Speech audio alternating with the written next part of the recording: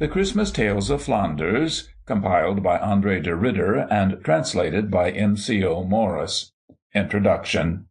The Christmas Tales of Flanders presented in this volume are popular fables and legends current in Flanders and Brabant, which have for centuries been told to children throughout Belgium. Their origin is doubtful, as all literature handed down by oral tradition must be. A good many of these stories are found in a different guise in the legends of other nations. Seppi is closely akin to the rhyme of "The Old Man Who Lived in the Wood," and the prototypes of others will be readily recognized. But all of them have peculiar Flemish traits. They have the picturesqueness characteristic of the country which produced such a glorious school of painting, and the freshness of their presentation is a high tribute to the creative imagination of the Flanders folk. Sometimes they are primitive to a degree, and in such tales as Simple John and The Boy Who Always Said the Wrong Thing, the storyteller attributes the most elementary and artless mentality to his heroes, so as to explain the extravagant adventures he relates. These tales occupy for the Flemish the place nursery rhymes take in England, and as the nursery rhymes have been collected in England at various times and in different forms and guises, so the Flemish folk tales have also been collected in various ways and in various parts of Flanders. Messrs. de Mont and de Kock produced a book entitled Zo Vertellen de Vlamingen, from which collection a good many of these stories are taken.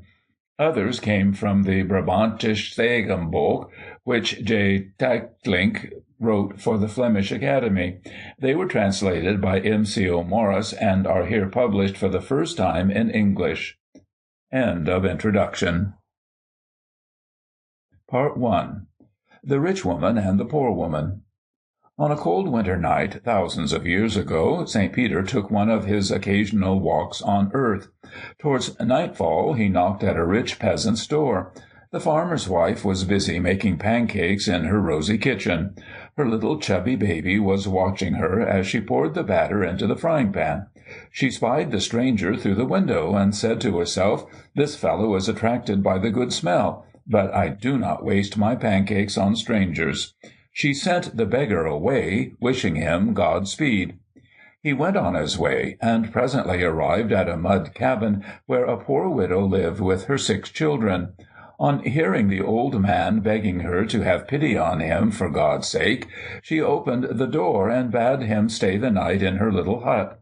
"Night is falling," she said. "It is bitterly cold. Stay with us, and you shall have my bedroom. I will doze in a chair near the fire."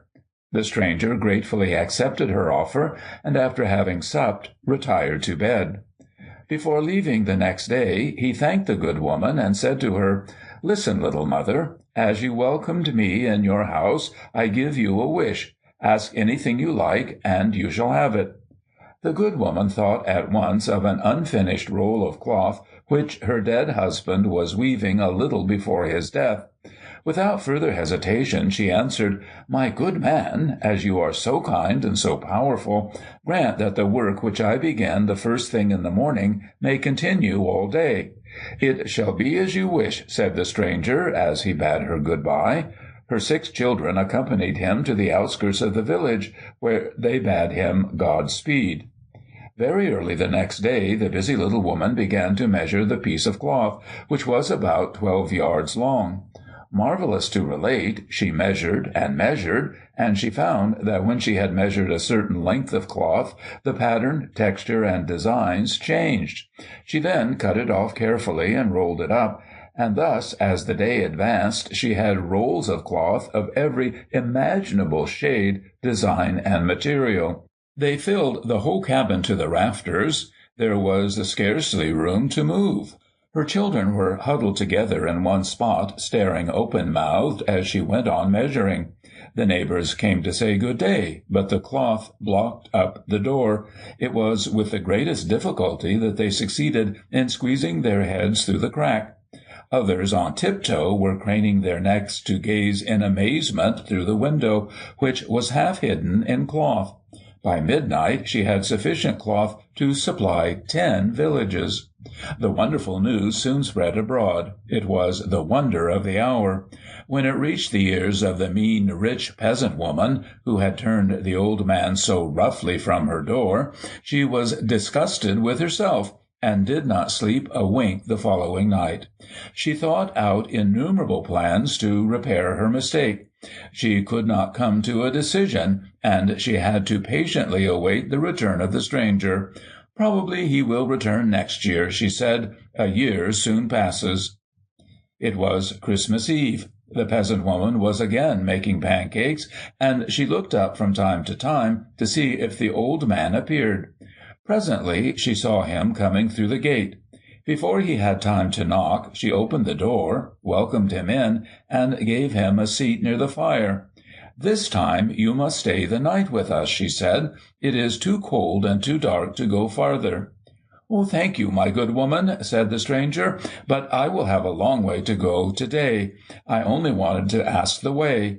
"No, no," said the peasant. "You must certainly stay. You cannot be better cared for. Draw up to the table and eat some pancakes. It will do you good, and tomorrow you can go as early as you like." There was nothing more to be said. A chair was drawn up to the table. The man was obliged to eat and drink. At bedtime they showed him into the best bedroom. The next day the stranger thanked the woman and her husband and said good-bye.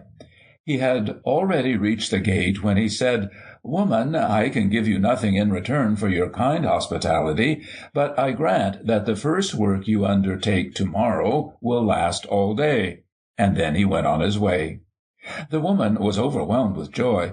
"Tomorrow we shall be very rich," she said to her husband. "I shall be more cunning than my neighbor. I shall count money all day. I shall not waste a minute.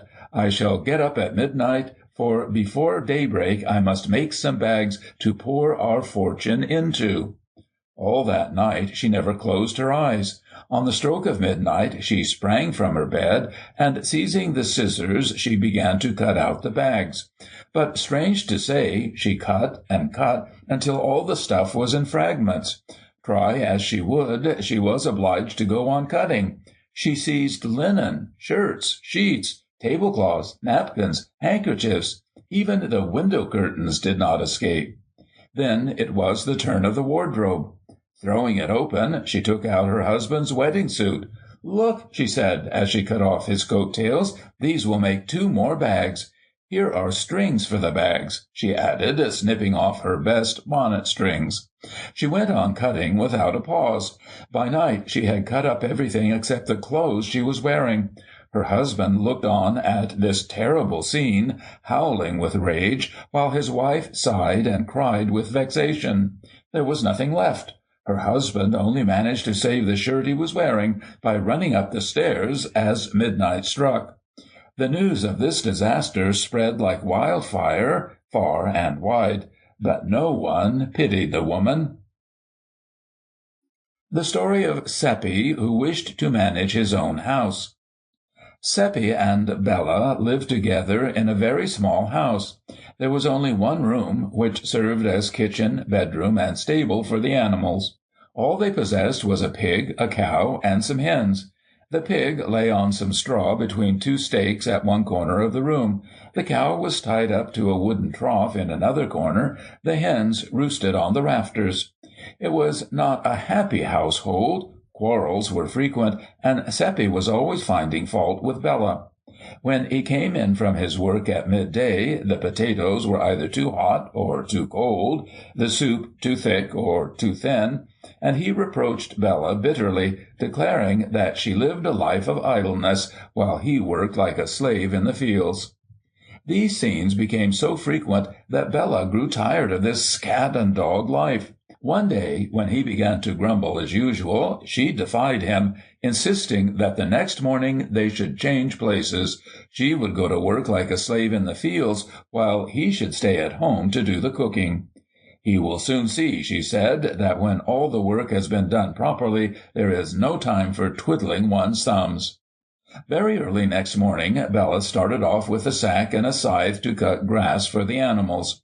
Seppi remained at home and took off his coat, saying to himself, "I will show her how clever I am."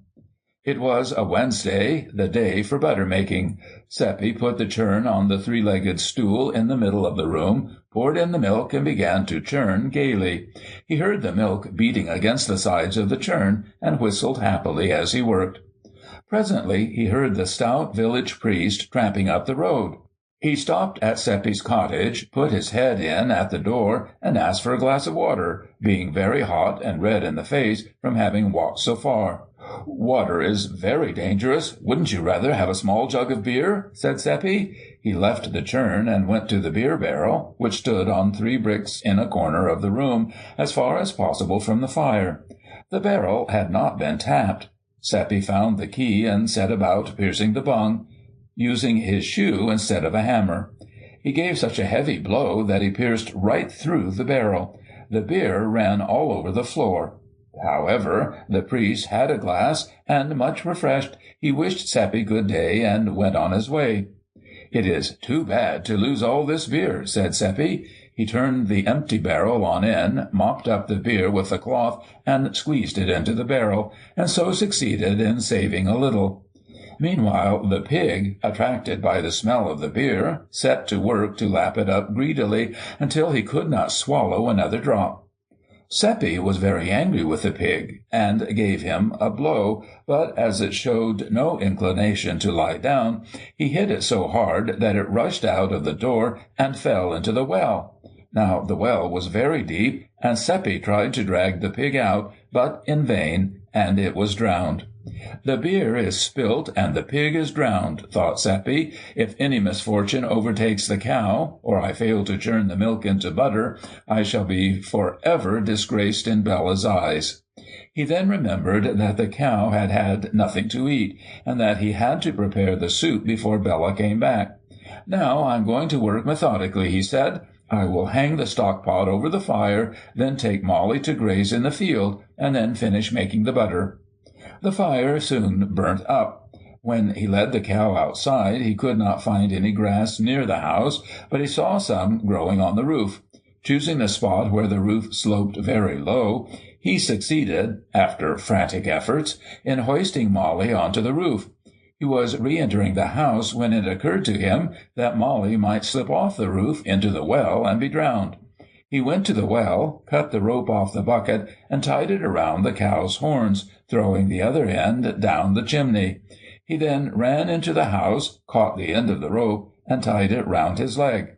"Now," he said, "the cow cannot escape, however much she may want to, and Seppi will have made the butter and soup before midday." The cream again lashed the sides of the churn, but Seppi had no longer the heart to sing.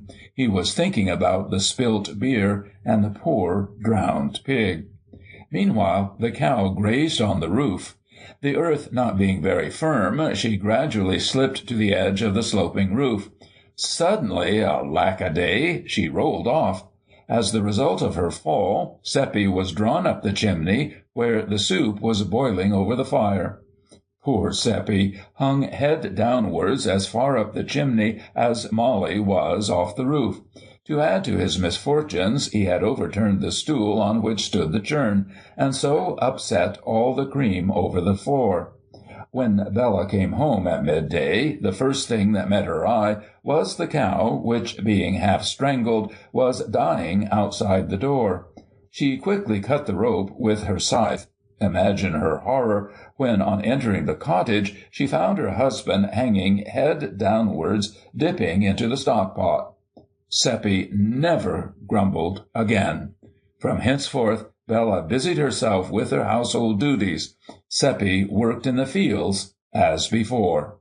Seppi said to the pots, he said to the pans, and likewise to the stools, that men who try to do women's work are all a parcel of fools. End of Part 1. Part 2. The Enchanted Apple Tree. Once upon a time there lived an old woman whose name was Misery. Her one and only possession was an apple tree, and even this caused her more pain than pleasure.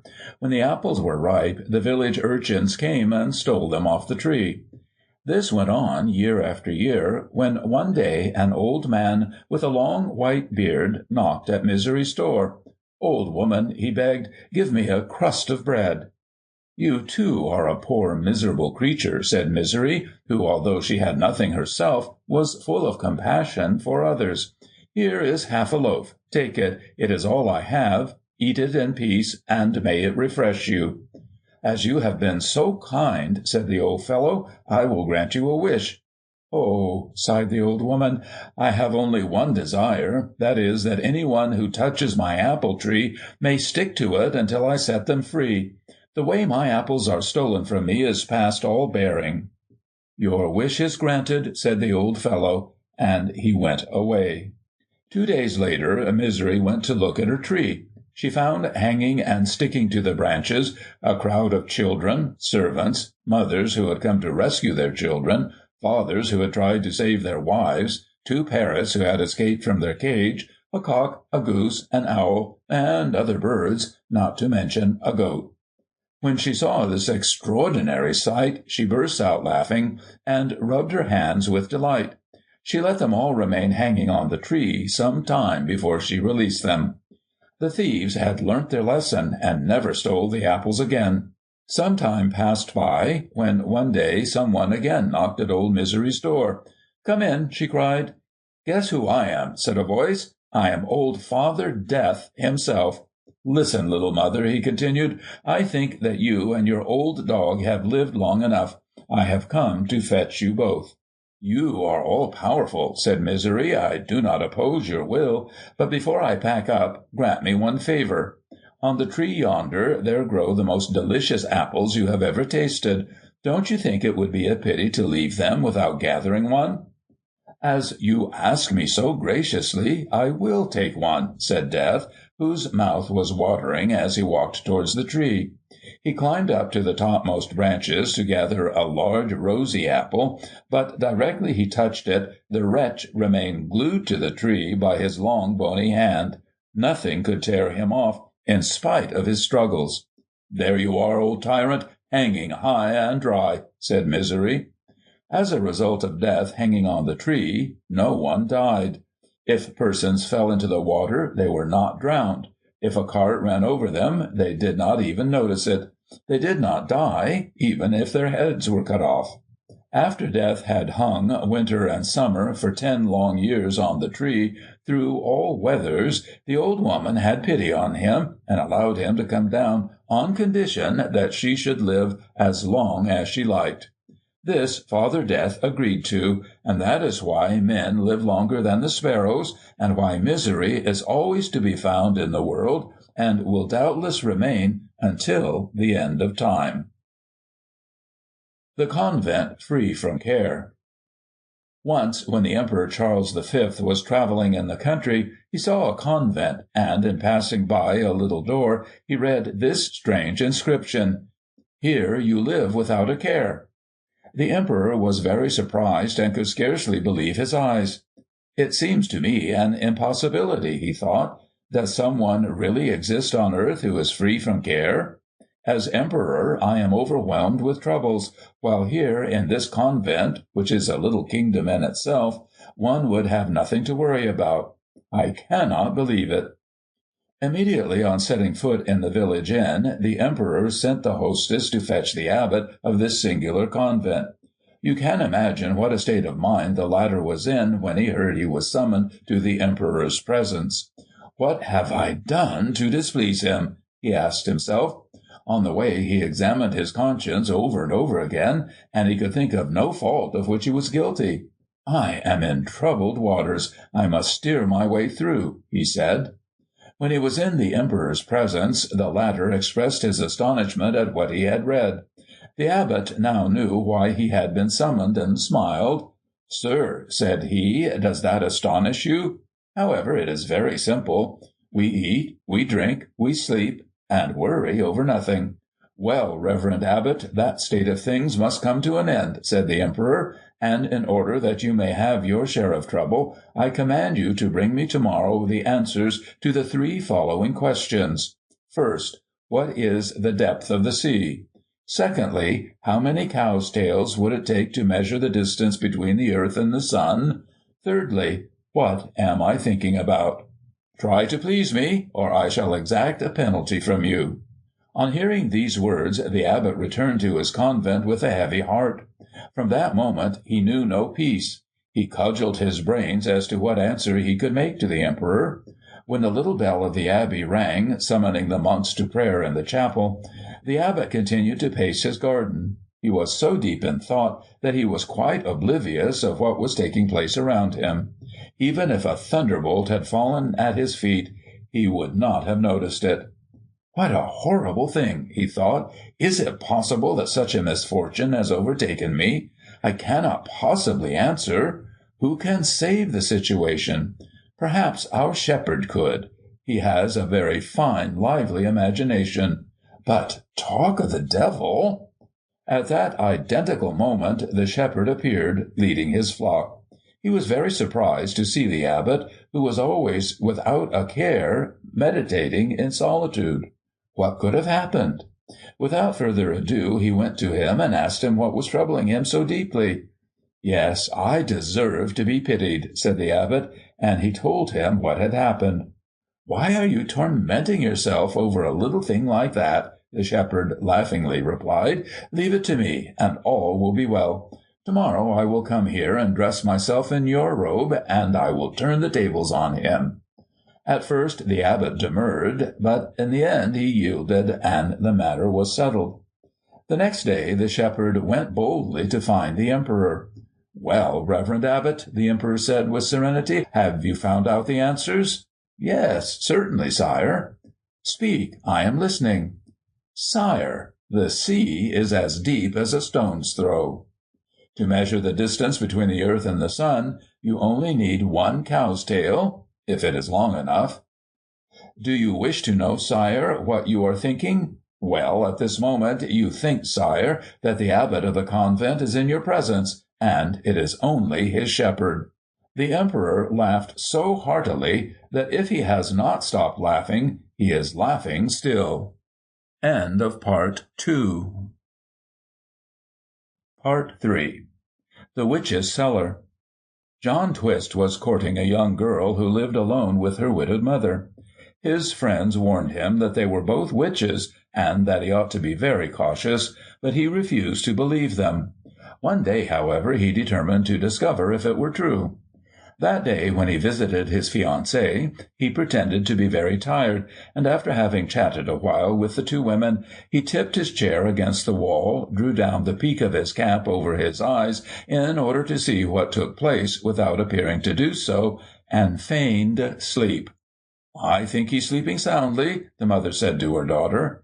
"I will make certain," said the girl. She called him softly by name. The young man apparently heard nothing, and never moved a muscle. The 2 women were quite reassured. The mother put on a beautiful red dress, and her daughter dressed herself in her best clothes. They then removed 2 bricks from the back of the stove, took out a little jar of pomade, and rubbed it on their faces and hands. When they had put everything carefully back in its place, they went out. Then John Twist got up, and, creeping as quietly as a mouse to the door, spied through the keyhole. "Over hedges and fences towards Spain into the cellar," he heard them say, and at the same moment they disappeared from view. "I must find out what it all means," said the lover. He went to the stove, took out the jar of pomade from his hiding-place, and after rubbing it on his face and hands, said, "Through hedges and fences towards Spain into the cellar." He was immediately lifted off his feet, and found himself flying through the air like a bird. He very quickly arrived in a cellar in Spain. There he saw the 2 witches, in a company composed of all nationalities. They all appeared to be mad. Some wore stovepipes or saucepans instead of hats. Some were half man, half frog or stag. In one corner, mysterious dishes were in course of preparation under the direction of a crow in spectacles, who was holding the recipe in his claw. John Twist was in a deplorable condition. His clothes were torn to ribbons, and his skin was grazed all over. "How is it that you have arrived in such a tattered state?" said his fiancée. "I said, through hedges and fences," replied John Twist. "You may not believe me, but I assure you I have left half my clothing and skin hanging on thorn bushes and palings." "You ought to have said, over hedges and fences," said the girl. The subject was then dropped. The company then sat down to eat tarts and drink wine out of large goblets. A witch in a large hat, with 2 black cats in attendance, organized games. John Twist was so tired that he fell into a deep sleep. When he awoke, the entire company had vanished, with the exception of an old man who was seated at a little table with a bottle of wine before him at the entrance to the cellar. "Where are the 2 ladies I know?" asked John Twist. "Gone," he replied. "How shall I return home?" asked John uneasily. "There is one way," said the little man. "Ride astride this pig, and he will take you home, but you must not utter a word on the way." "Oh, if that is all," said John, "I know how to hold my tongue." So saying, he got on the pig's back, and they started. The pig travelled very quickly. Obstacles were nothing to him. He leapt over hedges and ditches until they reached a river 20 feet wide. "We shall never arrive on the opposite bank," thought John Twist, but the thought had hardly occurred to him when, whip, the pig landed on the other side. "That was a splendid jump," said John Twist, but alack, the words were hardly out of his mouth before he was struggling in the water. How he succeeded in getting out again, I am sure I do not know. The boy who always said the wrong thing. Tony was a very foolish, stupid boy. One morning his mother sent him to fetch 1 hundredweight of flour from the mill. Knowing how silly he was, she said to him, "Tony, you will say to yourself all the way there, 1 hundredweight of flour, 1 hundredweight of flour." "Oh, very well, mother," he replied, and slinging a sack over his shoulder, he walked off to the mill. Presently he reached a field where he saw a peasant sowing. When the latter heard him say 1 hundredweight of flour instead of good morning, he shouted to him, half in anger, "I shall be in a bad way if this piece of ground only yields 1 hundredweight of flour. Say rather, I wish you 1,000. "All right, I will say that," said Tony, and he repeated as he went on his way, "I wish you 1,000. After a time he saw a shepherd and his dog struggling with a wolf. The man, thinking that Tony hoped he would be attacked by 1,000 wolves, cried out angrily, "What, you good-for-nothing? Say rather, may the devil fly away with him." "Good, I will say that," answered Tony, and with these words on his lips he arrived at a cemetery, where at that moment a corpse was being buried. "May the devil fly away with him," said Tony. The mourners were very indignant. "Wretched boy," said the sexton. "Say rather, God rest his soul." "All right," said Tony. He then repeated incessantly, "God rest his soul." A passer-by who was dragging a dog to the river heard him and cried, "What, his soul, foolish boy? Say rather, get out of the way, horrid animal." "Good," said Tony, and he repeated the new refrain. He then came to the church, and at that moment a newly married pair came out. When the bridegroom heard this strange greeting, he gave him a sounding-box on the ears. "There, I'll teach you manners, you vulgar little boy," he said. "Why don't you say, 'It is a beautiful sight'?" On turning the corner of a street, he saw a house on fire. Tony stopped a moment and said, "It is a beautiful sight." The people, who were bringing pails of water to put out the fire, cried angrily, "Say rather, I wish it were out." "All right, I will," said Tony. He walked on. He was now only 2 minutes from the mill. The smithy was the last house he had to pass. The blacksmith had not begun his work at the usual time that day. He had spent over a quarter of an hour trying to light his fire, and had only half succeeded. "I wish it were out," he heard some one say. "Rascal!" cried the smith. "How dare you make fun of a good Christian man?" He seized his hammer and rushed outside. But Tony had such a holy terror of this grimy man that he ran away as fast as his legs could carry him, and is probably still running, in which case, no doubt, he has met with many adventures on the way. End of Part 3.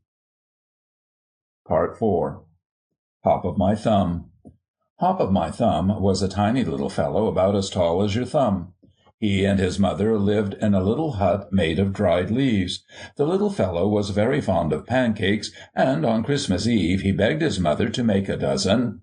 The latter replied, "Oh, Hop of My Thumb, my son, I have no butter, wood, or milk, and we are too poor to buy such things." Hop of My Thumb was very sad, and sat down on a stool by the fire, while his mother went to fetch water from the stream. Suddenly he heard someone call him, and looking up he espied a little lady standing at his elbow. At first he was too much astonished to speak, but after a few seconds he blurted out, "Who are you, little lady?" She replied, "Hop of My Thumb, I am your fairy godmother, and because you are sad and your mother is so poor, for this day I grant you the strength to do anything you may wish." So saying, she vanished. At first Hop of My Thumb thought he had been dreaming, and in order to determine whether his fairy godmother had really paid him a visit, he decided to put her words to the test. He seized his cap and ran to the miller's. "Miller," said Hop of My Thumb, "my mother would so like to make pancakes on Christmas Eve, but we have no flour. Won't you give us a little?" "Well, Hop of My Thumb," said the miller, "if you can carry this flour bin away, you can have it." "Do you mean that I can have whatever I can carry?" asked Hop of My Thumb. The miller nodded his assent, and Hop of My Thumb crawled under the mill and carried it and the entire contents home. Afterwards he went to the butter merchant. "Boss," he said, "my mother would so like to make pancakes, but she has not a scrap of butter." "Oh, all right, Hop of My Thumb," said the boss. "If you can carry this keg, it is yours." "Ah, thank you," replied Hop of My Thumb. In a second he was under the keg, which moved off as if it had 2 legs. From thence he went to a wealthy farmer who had been lopping his trees the day before. "Farmer," said Hop of My Thumb, "can I have a little bundle of wood? My mother wants to make pancakes." "Oh, it is you, little Hop of My Thumb," said the farmer. "You can have the whole stack if you can carry it." "I shall be ever grateful," said Hop of My Thumb, and sliding under the stack, he carried it home. They now only lacked milk. Hop of My Thumb went to the milkman, and, making a like request, was given permission to carry away a whole can. 2. When the pancakes had been fried, and mother and son had enjoyed themselves to the full, the farmer, who had given them the milk, came to ask Hop of My Thumb's mother if her son could take his cows to graze the next day. Next morning Hop of My Thumb went off to the field, taking a large pancake with him. On the way he came to a stream which was too wide for him to jump. Fortunately some ducks were swimming about. Hop of My Thumb, who was a sharp little fellow, threw them some crumbs of pancake, which they swallowed greedily. In recognition of his kindness, the largest duck took him on its back and swam towards the opposite bank of the stream. In mid-stream he let poor little Hop of My Thumb fall into the water. However, after giving the ducks a few more crumbs, he was landed safely on the other side on the back of another duck. Hop of My Thumb, tired by his walk and wet through, lay down in the grass to rest. Presently an ant ran over the back of his hand. This so annoyed Hop of My Thumb that he caught it and killed it. No sooner had he done so than he heard some one calling him. He recognized the voice of his fairy godmother, and, looking up, saw her on the grass. This time she looked angrily at him. "Oh, Hop of My Thumb," she said, "I am much disappointed in you. Up till now I protected you because you are such a little thing, but after your cruelty to the poor little ant, I withdraw my protection, and for one day you must suffer as do other little things." She then disappeared into the ground. Hop-o'-my-Thumb was very ashamed of himself, and, feeling very miserable, fell asleep. Soon after, a cow which was grazing in the field came up and swallowed the little fellow. In the evening, when the animals were driven into the shed, and the milkmaid waited to milk the greedy cow, she heard someone singing, "This cow swallowed me at dawn, here I feel so nice and warm." The maid was much frightened and ran to tell the farmer. The latter came to listen, and he heard the same thing. "This cow swallowed me at dawn, here I feel so nice and warm." "I bet you 10 to 1 it is Hop-o'-my-Thumb," said the farmer. "There is only one thing to be done. We must slaughter the cow in order to rescue him." While the animal was being cut up, a poor woman passed and begged the farmer to give her a small piece of meat. As luck would have it, she received the very piece in which Hop-o'-my-Thumb was embedded. She put her present into her basket and went her way. Suddenly Hop-o'-my-Thumb began to sing, "This cow swallowed me at dawn, here I feel so nice and warm." "Lord have mercy, this place is haunted," cried the poor woman, and flinging away the bag, she ran for life. Hop-o'-my-Thumb was greatly pleased and crawled out of the piece of meat. At that moment he saw a soldier who had had too much to drink staggering along, so he quickly hid himself in a mole-hole. The soldier fell down on the hole and went to sleep. Hop-o'-my-Thumb pulled his knife out of his pocket and stuck the point into the soldier's leg. The latter bounded onto his feet, stamped savagely on the hole, and returned home. Hop-o'-my-Thumb was now a prisoner. The soldier had stamped the ground so hard that it was impossible to get out. He heard people coming down the road, and on overhearing their conversation, concluded they were robbers. He cried out, "Captain, if you will let me out of this hole, I will follow you and be your faithful servant." "What is this whispering I hear?" said the captain. Everyone listened attentively, and finally they were able to catch what little Hop-o'-my-Thumb was saying. They scraped the earth away, and Hop-o'-my-Thumb appeared. He was at once enrolled as a member of the band. The same night the robbers went to a provision shop. Hop-o'-my-Thumb was pushed through the ventilator and handed a number of cheeses through this opening. He then went to the cellar where the eggs were stored, but he made such a noise that the servant jumped out of bed to see what was happening. Quick as lightning, Hop-o'-my-Thumb crept under an egg. The servant was about to crush the egg with his foot when the clock struck midnight. Hop-o'-my-Thumb felt himself lifted into the air. He was drawn out through the cellar window, and presently found himself at the door of his mother's cottage.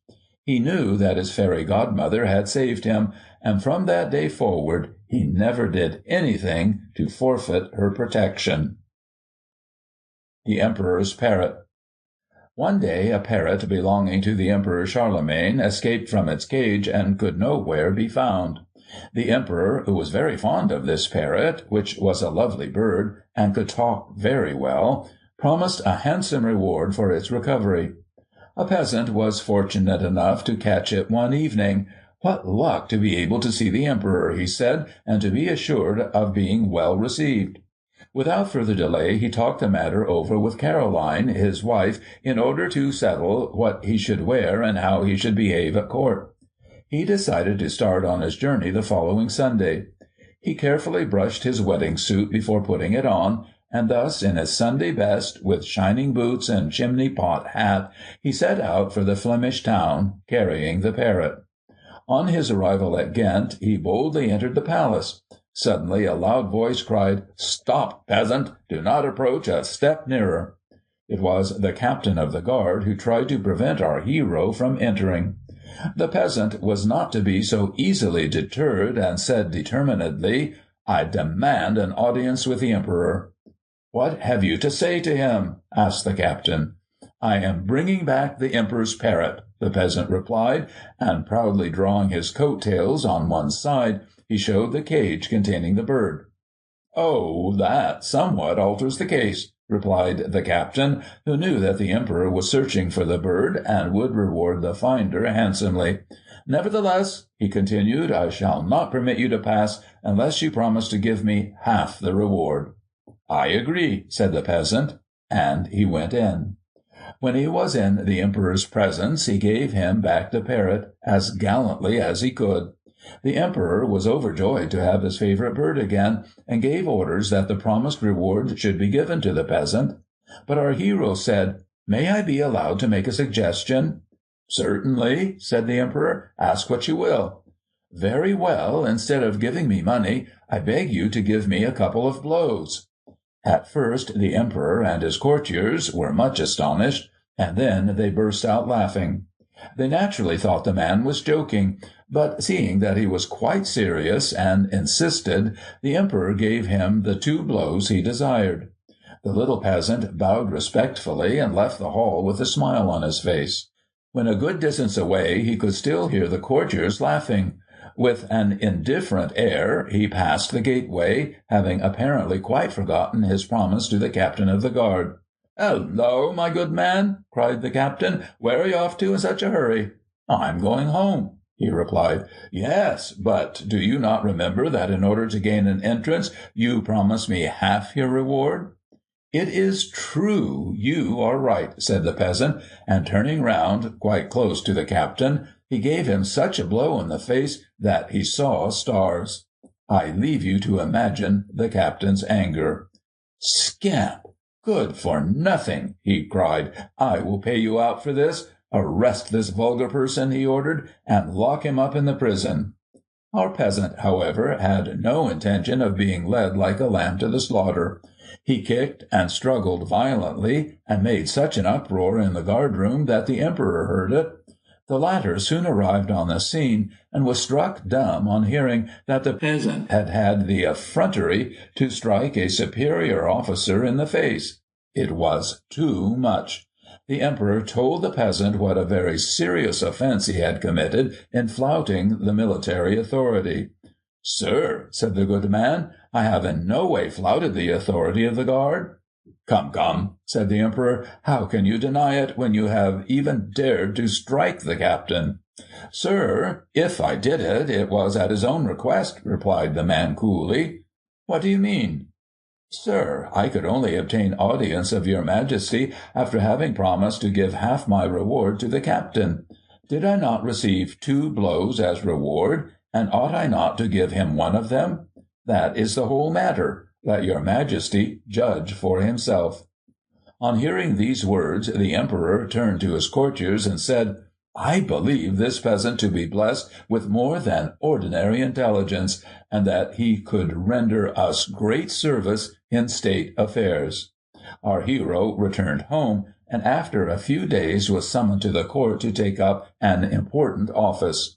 The captain of the guard, on the contrary, was dismissed in disgrace. End of Part 4. Part 5.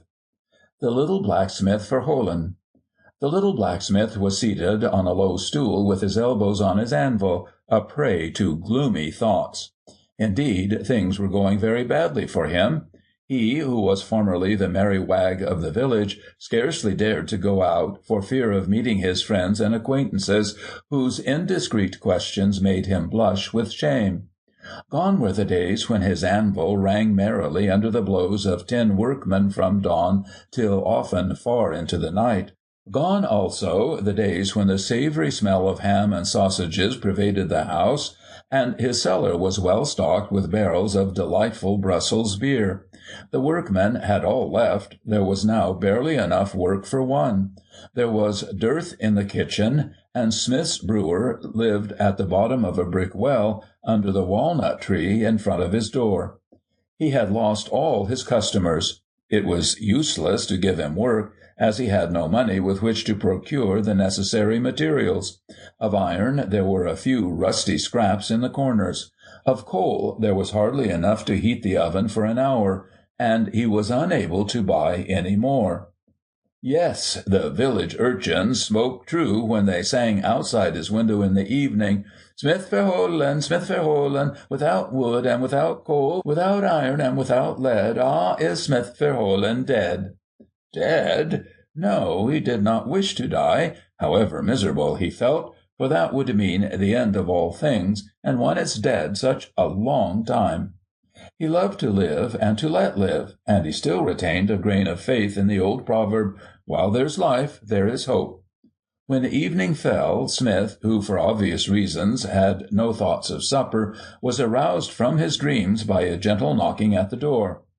No, that could not be an urchin playing him a trick, or customer, as everyone in the village knew of his distress.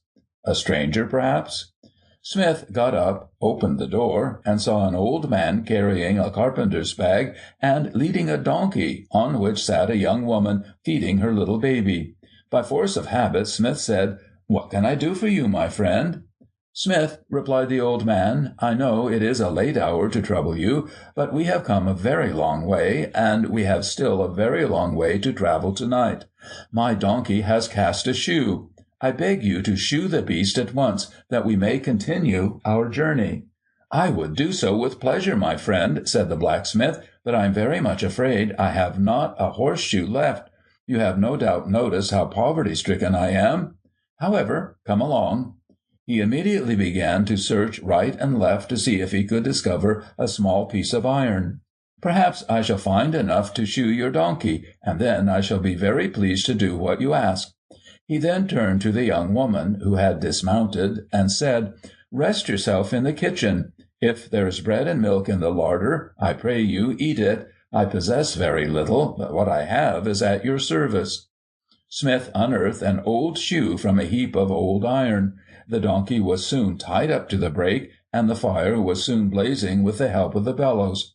The shoe was tried on, put back into the fire, and then on to the anvil to round it with a stroke of the hammer, and everything was in order. "What do I owe you, Smith?" asked the old man. The blacksmith, who had noticed the stranger's poor clothing and downtrodden shoes, shrugged his shoulders and thought to himself, "Can I ask payment for such a small service from these poor creatures who have a long journey before them?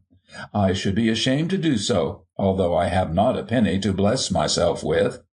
He answered, "Oh, you owe me nothing, my friend. I do it for you for pity's sake." The old man's eyes shone with a strange light, and in a solemn voice he said, "As you have helped me for the love of God, I grant you 3 wishes. Whatever you may ask of my wife, little child, and I, we will grant you."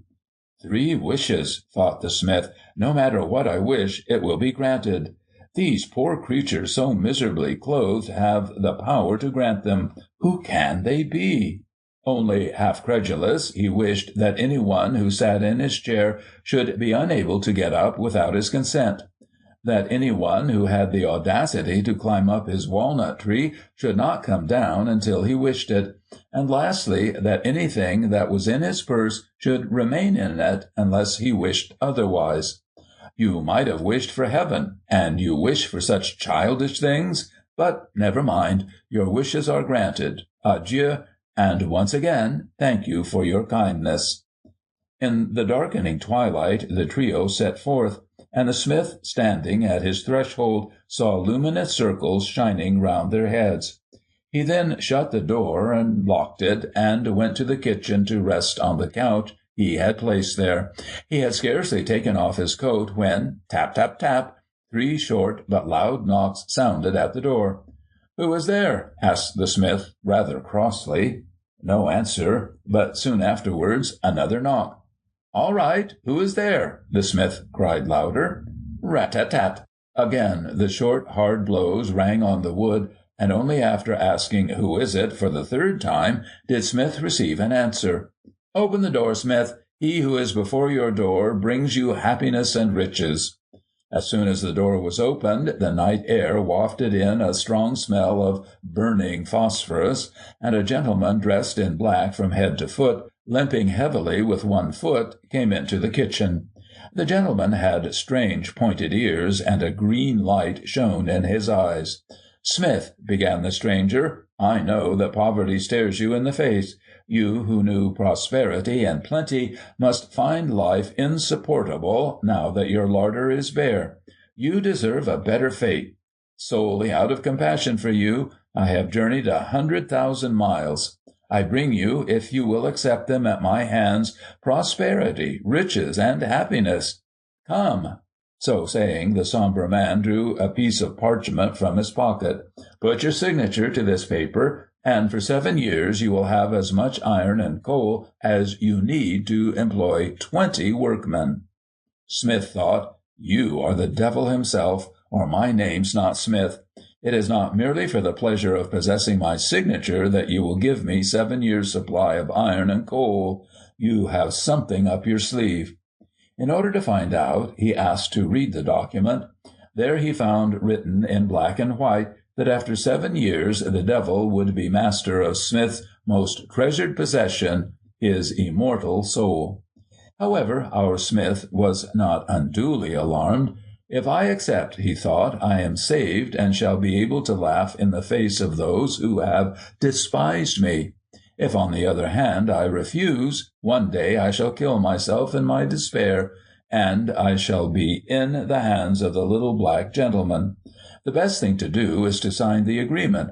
Later on I shall discover a means of saving my soul from hell."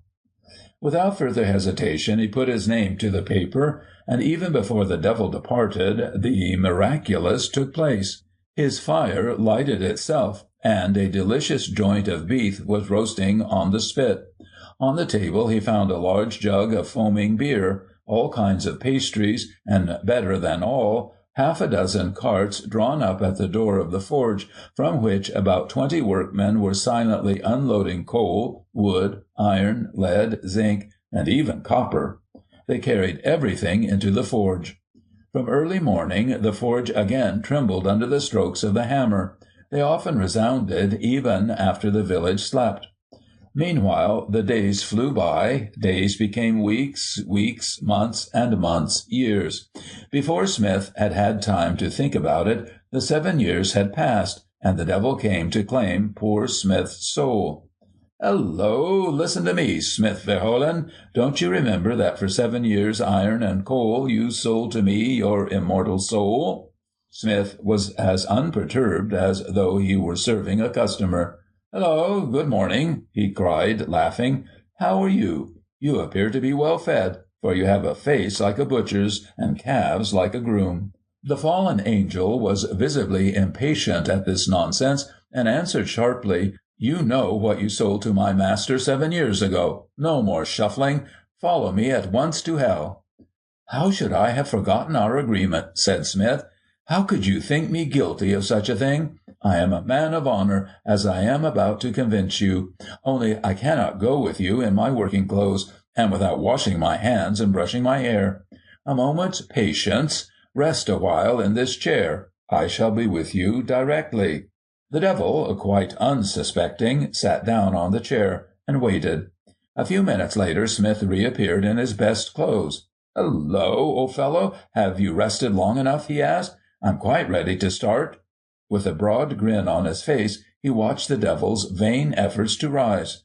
"Oh, what has happened?" said the devil. "It seems to me that black magic is also practiced here. I cannot rise from this chair." "Yes, my friend," said Smith, with the most innocent look. "It is a little joke of my own. Do you know what it means? That you will remain there at my pleasure." The devil made frantic efforts to rise, but all in vain. He was at Smith's mercy, and was as though screwed to the chair. This was hardly to his liking, and when he saw Smith heating an iron bar, and glancing at him significantly from time to time, he decided that his best course was to take it quietly. "Smith," he began in pleading tones, "listen to me. I will give you iron, wood, and coal for another 7 years, but for the love of God let me out of this chair." "I accept. You are free," replied the other, rubbing his hands, and the devil departed. Now the blacksmith Verholen had as much iron and coal as he could wish. From dawn till evening the anvil shook under the strokes of the hammer. Again the days flew by, became weeks, months, then years, and one fine morning the same devil came to Smith's door and cried in thundering tones, "Hello! How now, Smith Verholen? Don't you remember that for 7 years iron and coal you sold to me your immortal soul?" "Ah, there you are again," said our friend, and he immediately took off his leather apron in preparation for a start. "You are a little later than the appointed time. I have such splendid walnuts, I should like to gather a little basketful to nibble on the way. I have heard that devils like nuts. Would you gather me a basketful, as you can climb so well? Come, will you do it?" The evil spirit, seeing no cause for suspicion, climbed up the tree like a cat. When Smith returned, he cried in jeering tones, "Hullo! Are you coming down? Have you not gathered enough nuts? I'm quite ready to start, you know." The little black gentleman, in spite of all his efforts, could not climb down from the branches. They closed round him as though they had taken root. Smith summoned his workmen and ordered them to burn the devil's feet with hot irons. When the martyrdom had continued some minutes, the devil shouted to Smith, "I implore you to make them stop. I will give you iron and coal for yet another 7 years, if only you will let me climb down from this tree. Oh, my poor toes!" "You are free as air," answered Smith, and the devil fled away as though pursued by a devil himself. The years soon sped away, and this time Lucifer, accompanied by many other devils, came to fetch Smith's soul. He was dressed in deep black, as though in mourning for his mother. Smith greeted this important person very humbly, and exclaimed, "Bravo, bravo! I'm very pleased at the prospective honor of traveling with such an august person. I am extremely sensible of this great favor." "Come, be quick. I have no time to waste in idle words," the devil replied. "You are awaited in my kingdom, where you will be treated with the honor you deserve. If you think you can trick me as you did the other devil, you are very mistaken. Up you get. Forward, march." "Sire," replied Smith, very quietly, "I have heard you say that you possess the power to make yourself as big as you like.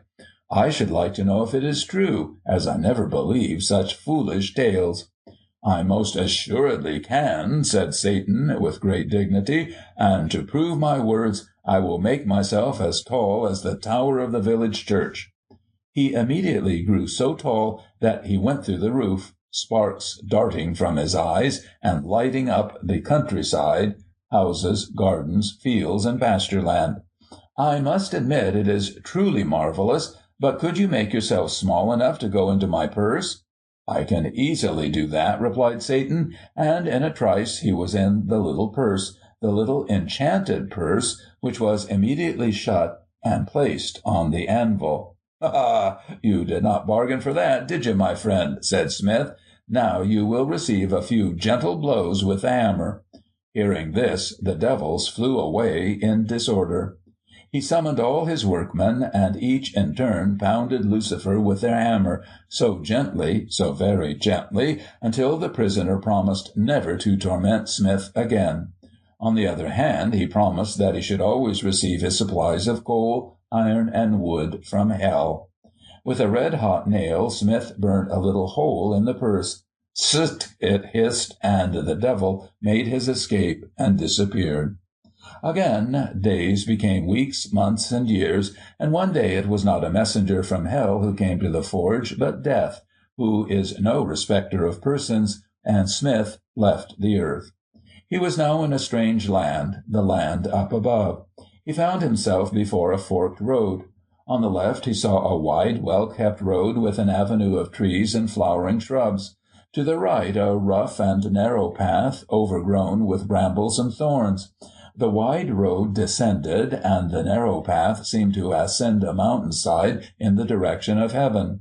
Smith chose the wide road, and presently arrived before a high and gloomy gateway, on which was written in letters of fire, "Hell." "I am curious to see what it is like in there," thought Smith, and he deliberately pulled the bell. "Who is there?" said a voice from behind the door. "Only a poor blacksmith who has just died." "What is your name?" "John James Francis Louis William Verholen." He had hardly uttered the word Verholen when the doorkeeper began to scream so loudly that all the devils, including Lucifer himself, ran to see what was the matter. All he could say was, "Smith Verholen is here, the terrible Smith Verholen." Then hundreds of evil spirits trembled and shivered so violently that the door creaked on its rusty hinges and the windows of hell rattled. "If that is the state of things, I shall never succeed in getting inside," said Smith, and he decided to retrace his steps and to take the narrow path. After walking some hours, he arrived before a splendid castle, surmounted with high, pointed turrets and surrounded by a high wall, in which was a white carved doorway, on which was written in luminous letters, "This is the gate of paradise. Here enter the good and wise." Without hesitation, Smith decided to try his luck with the inhabitants of heaven. He very carefully wiped his hands on his leather apron, and then knocked at the door.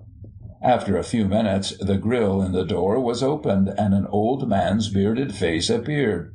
He asked in a pleasant but severe voice, "Your name?"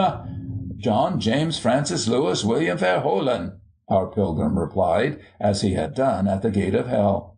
"Smith Verholen!" cried St. Peter indignantly. "You are reckless boldness personified. How dare you come here? You sold your soul to the devil. Your place is in the nethermost hell." "That was my own idea, but they refused me admission. As I have come such a long way, I beseech you, good St. Peter, let me at least look through a crack in the door to catch a glimpse of the divine radiance." "You shall never enter here," said St. Peter, and he was about to close the grille when a voice behind him said, "Little Peter, let that good fellow have a glimpse of heaven. I know him. He's very good-hearted. He gave shelter to Mary and me when we were fleeing into Egypt." St. Peter did not altogether approve, but dared not oppose St. Joseph's wishes. He half opened the door, and Verholen put his head through the crack and looked in. As quick as thought, our pilgrim threw his leather apron inside and uttered all kinds of strange cries, such as, "Oh, bo, bo, oh, my poor head, you are crushing it, oh, my ear, my neck, my nose." He pushed the door with his shoulder, and before St. Peter could stop him, he was seated on his leather apron and cried, "Here I am, sitting on my own property, my friend. No one can turn me out." St. Joseph laughed heartily, and St. Peter himself was forced to acknowledge that Smith had played his part well. So Smith remained in heaven, and had as much work to do as on earth. He had to repair the swords, breastplates, helmets, and shields which the archangels wore when they amused themselves by punishing the devils who became too bold. This work was a pleasant pastime for Smith. In his spare moments he chatted a little with old friends he met in paradise, humble and simple folk like himself, such as the girl without hands, Hop o' my Thumb, Little Red Riding Hood, the Babes in the Wood, Snowdrop, and Puss in Boots. There was one thing which very much displeased Smith. He enjoyed the rice pudding with plenty of sugar, which was served in golden plates and eaten with silver spoons, and the heavenly scones with butter spread thickly. But he never had a drop to drink, never a hand at whist or bridge. He found that dull, so dull that sometimes he secretly wished himself back on earth, among his friends and acquaintances in his own village in Brabant. It was Easter Eve. The bells of heaven were ringing for the great feast. St. Peter came to Smith and said to him, "As you are aware, Smith, tomorrow we fete the Lord's resurrection. On this occasion the heavenly host goes forth in procession. All the saints and all the elect take part. I know you are very strong. Will you carry the large flag and walk at the head of the procession? You will go out by the principal gate, mount the fortifications, and continue straight ahead to the end of the Milk and Honey Avenue. Directly you hear the sound of the cannon, you will turn around. Everyone in the procession will do the same, and retracing their steps, re-enter heaven." "Dear me," thought Smith, "that may be my opportunity for returning to earth." He placed himself in St. Peter's hands and promised to do his best. Easter dawned. High Mass was over, and the procession set forth. Right in front walked our Smith, bearing the flag, Then followed a countless host of cherubim, seraphim, and other angels, led by St. Michael, seated on the flaming horse which drew Elisha's chariot. Then, dressed in glittering armor, all mounted on flaming charges, St. Martin, St. George, St. Victor, St. Maurice, St. Sebastian. All these had been warriors on earth. Then came the martyrs, confessors, hermits, and pilgrims, more than tongue could number. Then followed the Blessed Virgin, surrounded by seraphim, and lastly our Lord himself, clothed in papal robes under a golden canopy. Smith did exactly as he was told. He went out by the great gate, mounted the fortifications of heaven. He walked with great dignity and with measured tread until he reached the Milk and Honey Avenue. Then suddenly, boom, the cannon sounded, and was answered by all the echoes of heaven. Smith turned round, and all the procession did likewise, and re-entered paradise. When our standard-bearer found he was the last before the gate, he signed to an angel in front of him and begged him to hold the flag for a moment. He then turned round and disappeared to the left. In a few hours he found himself on earth once more, before the door of his smithy. No one in heaven grieved at his departure. Smith recommenced his happy life on earth, and from the words of the song which is still sung by Flemish children, one may conclude he is still alive. Smith Verholen, for 7 years received wood and coal, iron, lead, and copper from the devil Lucifer. Smith Verholen you may burn, may be knocked on the head, but Smith Verholen is never dead.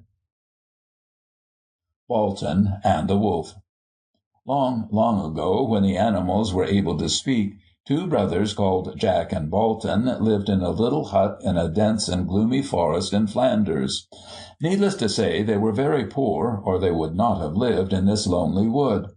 One day Jack was sitting at the window plaiting a whip, while Bolton was at the fire preparing their supper. Suddenly a wolf rushed into the house with his mouth wide open and ran towards Jack. The latter, seeing his danger, looked to his brother for help.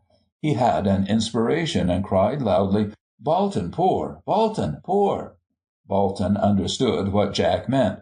Quick as lightning he seized the saucepan and poured the boiling soup over the wolf. The wolf fled out of the door, howling with pain, for his back was terribly burnt, while Jack and Bolton, having recovered from their fright, laughing heartily, watched him run off into the distance. When the wolf, half dead with pain and shame, heard peals of laughter behind him, he turned round and shouted to them, "Ah, ruffians, good-for-nothings and scoundrels, you are much amused. But wait, whichever one of you I see first, I shall devour." So saying, he disappeared among the trees. Shortly afterwards, Jack went to gather acorns for their little pig. He was deep in the forest when suddenly he saw a wolf a few yards in front of him, watching him from among the bushes. Jack was very much frightened, especially as he saw scars on the wolf's back, and thus immediately recognized him as the one they had so shamefully handled. The wolf stared at Jack, and, on recognizing him, sprang at him, crying, "Ah, ruffian, good-for-nothing, you are one of the scoundrels who treated me so badly that I dare not show my face anywhere. Wait, I shall at once make mincemeat of you."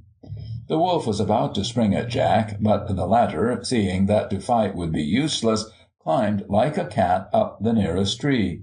There he was high and dry and out of his enemy's reach, as he fondly imagined. But the wolf was not to be thwarted. Smothering his rage, he disappeared behind the bushes. "I will stay quietly here," thought Jack.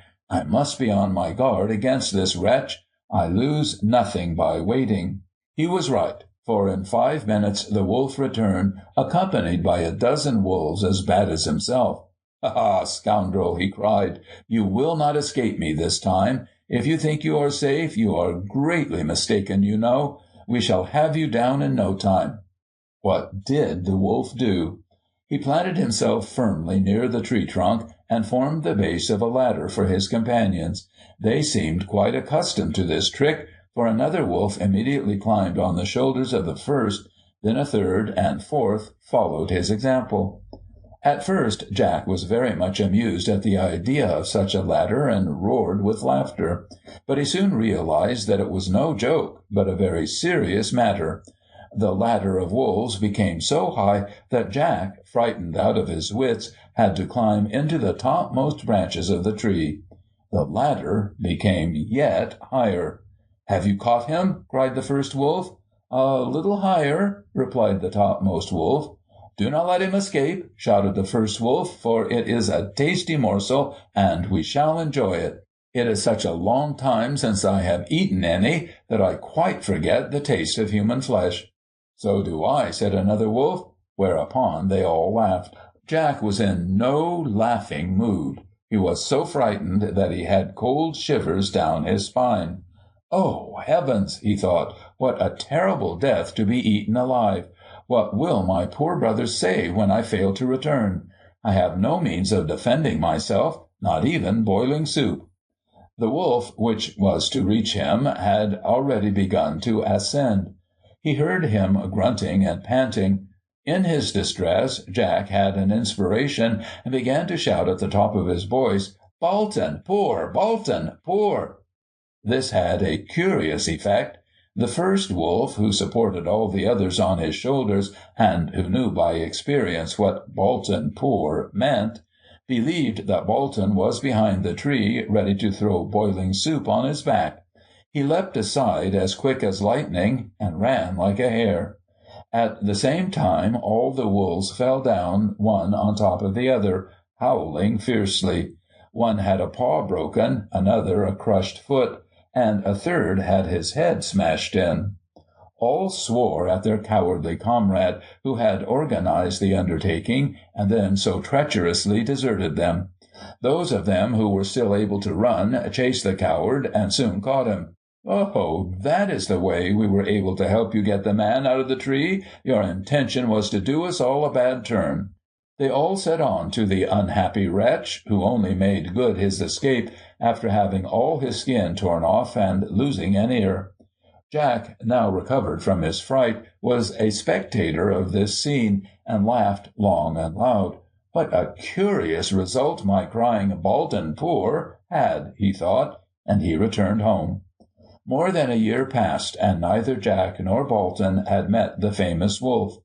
The time came when Jack had to take the little pig, now well fattened, to market. After selling it, he was on his way home when he was attacked by robbers. They stole his money and knocked him about.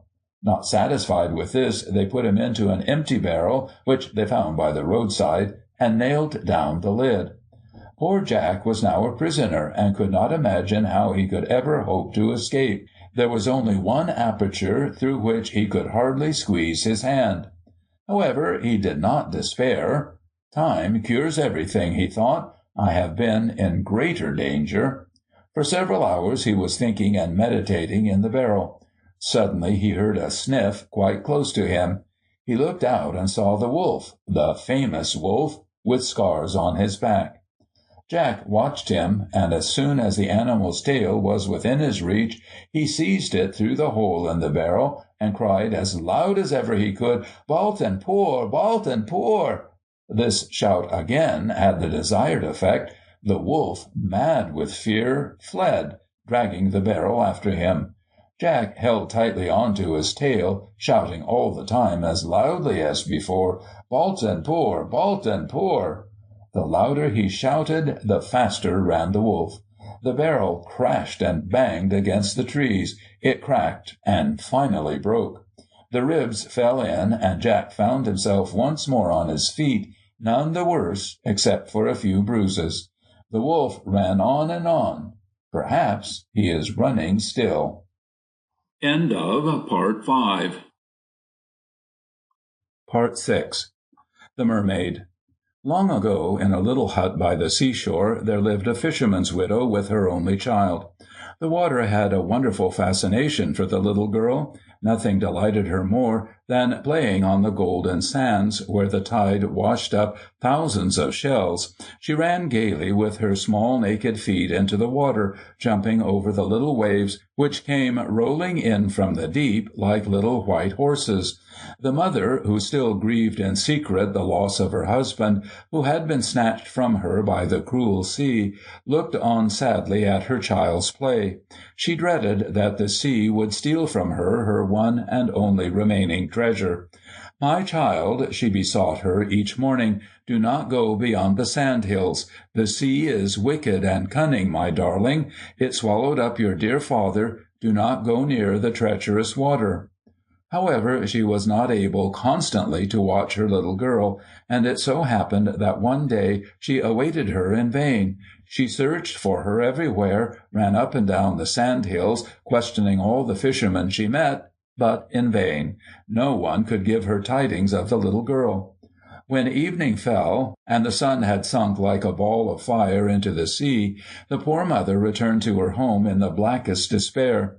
Presently she heard a voice singing. The voice rose from the waves as they lashed the sand-hills. She looked up and saw a mermaid with plaited hair and a crown of coral and pearls standing waist-high in the water. The words of her song were, "Under a roof of sparkling water, in a crystal palace, my little loved ones play." On hearing this, the widow thought that her child might be among the little loved ones. She fell on her knees and implored the mermaid to tell her if she had seen the little girl who played on the sands every day. "Yes, I certainly know where she is," replied the mermaid. "She grows and prospers with thousands of other children in my crystal palace at the bottom of the deep blue sea. She is happier than any child on earth." With a fresh outburst of weeping, the mother begged the mermaid to restore to her child. The Water Queen answered her that she was touched by her grief, but that the sea never returned alive the mortals it took away. The only thing she could do for the poor mother was to allow her to descend with her to her watery palace in order to see her child. "Will you have the courage," she added doubtfully, "to follow me on the mighty ocean for 100 hours towards the west, and to dive with me where the sea is deepest, far down beneath the waves?" "I have the courage," answered the mother. "I am ready to follow you." Then the mermaid swam ashore near the sand-hill. She told the widow to seat herself on her green and scaly fish's tail. Then she swam away faster than the fastest ship over the surface of the water. The boundless sea was soon plunged in the darkness of night as they continued their journey towards the west. At length a ray of light was visible on the bosom of the ocean, and presently they came to an archway of coral, which they entered. "Here we are," said the mermaid. "Take a deep breath into your lungs. Courage, we are going to dive." The dive was much quicker than the voyage over the ocean, and in a few seconds they found themselves in the most marvelous palace that mortal eyes have ever beheld. It was exactly as the mermaid had described it. The roof was of sparkling water, the building of crystal, flooded with a golden light. The mother paid no heed to these splendors. She looked around on every side in the hope of discovering her beloved child. The mermaid led her into a hall framed with silver, to a glass door, behind which they saw a number of little girls and boys playing happily together. The mother was allowed to look as long as she pleased, but was forbidden to enter the room. At first she could not see her child, but afterwards discovered her among a group of merry children. She was in blooming health, and was enjoying herself every bit as much as her companions. The mother was very unhappy, and begged the mermaid to allow her to live in her palace, as she could not bear to be far away from her little girl. Her request was granted, and every day she would look with longing eyes through the glass door. She implored the mermaid daily on bended knee to allow her to return home with her child, but in vain. One day she took pity on her and said, "I will give you back your child, but on one condition." "Ask what you will," said the mother. "I am willing to do anything possible." "You must weave me a cloak of your own hair," said the mermaid. "Here is a pot of ointment which will make your hair grow again." The mother immediately set to work. She continued without a pause, day and night. Every morning the mermaid looked in at the window of her room to see what progress she had made. She could only make half a cloak, as she had used all her air. She begged the mermaid to be satisfied with this, but in vain. She was immovable and demanded that the work should be completed. At length, after sad years of waiting, the wonderful cloak was finished.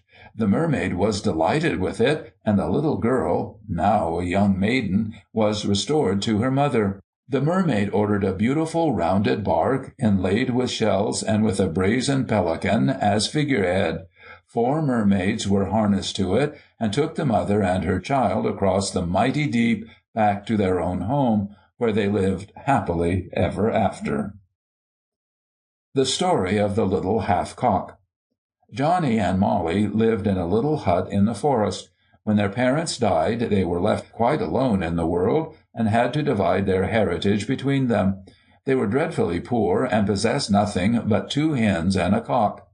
The puzzle was how to divide these animals into equal shares. At last Molly said, "Let us cut the cock in 2 and have half each." This was done. Johnny had the part with the head, and Molly had the tail end. Molly plucked her portion of the cock and put it into the saucepan. Suddenly Johnny's godmother, who was a fairy, appeared down the chimney. "Listen," she said to her godson, "you must not put your half into the saucepan. I will enchant him, and he will do anything you wish." On saying which, the fairy thrust her wand in the cinders, murmured some strange words, and then touched the head of the half-cock with her wand. The clock struck midnight. "Good-bye," said the fairy, and she disappeared up the chimney. "That is all very well," said Johnny to his sister, "but what are we going to do with the half-cock now?" Molly, who was the cleverer of the 2, thought to herself, "If we had money, we should have everything we want." She said, "Send him to Mr. Browncastle's to fetch 3 bags of silver." The cock started off immediately. On the way he met 2 robbers, who were much surprised, and said to him, "Little half-cock, where are you running to?" "To Mr. Browncastle's," he replied. "May we go with you?" "Yes, hide yourselves under my wings." The robbers settled themselves as comfortably as they could under Half-Cock's wings. A little further on they overtook 2 foxes. "Little Half-Cock, where are you going?" they asked. "To Mr. Browncastle's castle." "May we come with you?" "Yes, hide yourselves under my wings." In less than a second the foxes had joined the robbers. At length the little half-cock came to a large pond which was equally inquisitive. "Little half-cock, where are you running so quickly?" asked the water. "To Mr. Browncastle's castle." "May I come with you?" "Yes, hide under my wings." Drip, drip, the water joined the other lodgers. "Ring-a-ding-ding!" the half-cock rang at the castle door. "Tell your master that I want 3 bags of silver." "What an impertinent creature!" thought the servant who answered the door. He took the message to his master. The latter replied, "Put the little half-cock into the chicken run with the hens." This was done. When night fell, the half-cock said to the foxes, "My good fellows, come out from under my wings and eat all the hens." There was no need to tell them twice. They set to work with a will. Feathers flew in all directions, and before you could count 3, they had eaten the lot. When the servant went to the chicken run the next morning, he was horrified, and said to his master in a trembling voice, "All the hens have been eaten. The little half-cock is roosting on the rafters, crying, 'Cock-a-doodle-doo, cock-a-doodle-doo.'" "Well, put him into the stable," said his master. The servant did so, but the next night the little half-cock set the robbers at liberty. They immediately mounted 2 horses, and in the twinkling of an eye they galloped off. "Now I know what to expect," the servant said the next day, as he wiped the perspiration from his brow. "This time the wretched thief shall not escape me." The little half-cock was shut up in a red-hot oven. Now it was the water's turn to escape, and the fire was immediately put out. The next day the water had risen to the 1st story, and the little half-cock was swimming courageously on the surface, crowing as loudly as ever he could. "Give him 3 bags of silver as quickly as ever you can," said Mr. Browncastle. "Get rid of him, or he will ruin me and all my family." The little half-cock went away and gave the money to his master. Johnny and Molly were now rich, very rich. They were very happy and got on well together. The little half-cock lived with them and is their best friend. End of Part 6. Part 7. The Dwarf and the Blacksmith. Once upon a time there was a poor blacksmith who had no possessions other than his wife and 6 children. He worked like a nigger from morn to night, and it was all he could do to make both ends meet at the end of each year. One day he went to see a dying friend who lived some distance from the village, and it was very late when he returned home.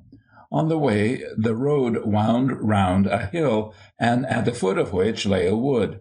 As he turned the corner of the road he heard a strange sound.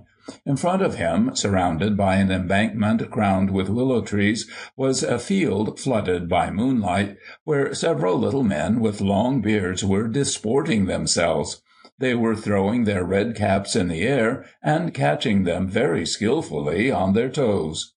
Our blacksmith, who was not the bravest of mortals, dared not go on, and hid himself behind a large tree among the bushes. After he had been there some time, there was a sudden silence, and quick as lightning all the little dwarfs disappeared into the hill. On peering round him, the blacksmith discovered that one dwarf remained behind.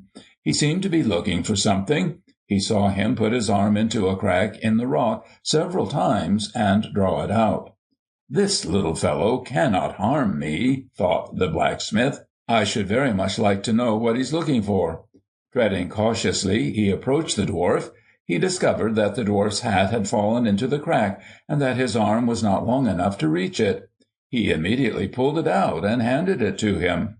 The little fellow thanked the smith and said, "You will be rewarded for what you have done for me today. We had a feast here today, during which we are obliged to wear our caps on our heads. If I had lost mine, I should not have been able to attend the feast for 7 years." It goes without saying that the smith related his strange adventures to his wife, and they were very curious to know how the dwarf would reward them. Every night before going to bed, the blacksmith prepared the work which he and his apprentice would begin the first thing in the morning. Picture his surprise the next day when he found that the work had been done during the night, and by such skilled hands that there was no fault to find with it. His assistant, still serving his apprenticeship, was incapable of such work. Who the clever workman could be, he failed to discover. When the same thing happened the following night, the smith and his wife decided to keep watch. They wanted to find out how it was done. The mystery was soon cleared up. Towards midnight, the smith, looking through the chinks in the boards of the attic, saw the little dwarf, whose hat he had restored to him, come in. The little fellow immediately set to work, and worked without a pause till morning. It was splendid to see how quickly he did it, and during this time he did more work than the smith and his assistant could do in half a day. This went on for some time. The smith sent away his assistant, although his custom had increased, and he earned much money, so that he and his wife and children enjoyed good times and saved a large sum. The smith and his wife very often watched the dwarf at his work, and they consulted together to see in what way they could reward his kindness. One day his wife said, "I have an idea. Didn't you notice last time that his clothes looked rather shabby? I shall make him another set of very fine material." This was done. The wife made the dwarf a set of clothes fit for a prince, and in the evening it was folded neatly and placed on a chair in the smithy. The smith and his wife went into the attic to see what would happen. The dwarf was delighted with the clothes. He unfolded them and examined them one by one, and his smiling face showed how pleased he was. He put the garments on, and when he was dressed, he put on his little red hat decorated with a feather. He was as proud as a peacock, and greatly pleased with himself. At length he turned to the door and disappeared, this time without doing a stroke of work. The blacksmith never saw the little imp again. The work prepared overnight was no longer finished in the morning. The smith was obliged to do the work himself, but his 2 eldest sons could help him now, and so, thanks to the dwarf, they were always able to keep the wolf from the door. Percy the Wizard, nicknamed Snail. Long ago, when women spun at their spinning wheels, there lived a man who was nicknamed Snail. Snail was very fond of a glass, and his wife had a weakness for hotchpotch. Every week Percy Snail took the thread his wife had spun to market. His wife never scolded him for losing a few pennies or being muddle-headed on the way back, provided he brought all the necessary ingredients for a nice hotchpotch. One day he sold the thread at a high price. He was in good spirits. All the way home he rattled the money in his pocket, thinking, "Today I shall be able to have more than 1 glass." He went into every little wayside inn he passed in order to see where the best liquor was sold. Little by little his money began to disappear, until he had scarcely any left, and he realized, at the same time, that he was rather intoxicated. He stumbled along the road as well as he could, and on putting his hand in his pocket, found, to his great surprise, that he had only 5 farthings. He counted them over and over again, until he was forced to believe his eyes. The worst of it was that he had quite forgotten his wife's favorite dish. He continued his way meditating and calculating, and quite unconsciously entered another inn. In a second his last farthing was in the innkeeper's pocket. He suddenly felt very tired, and fell asleep with his head on the table. When he awoke he felt better, and his head was clearer.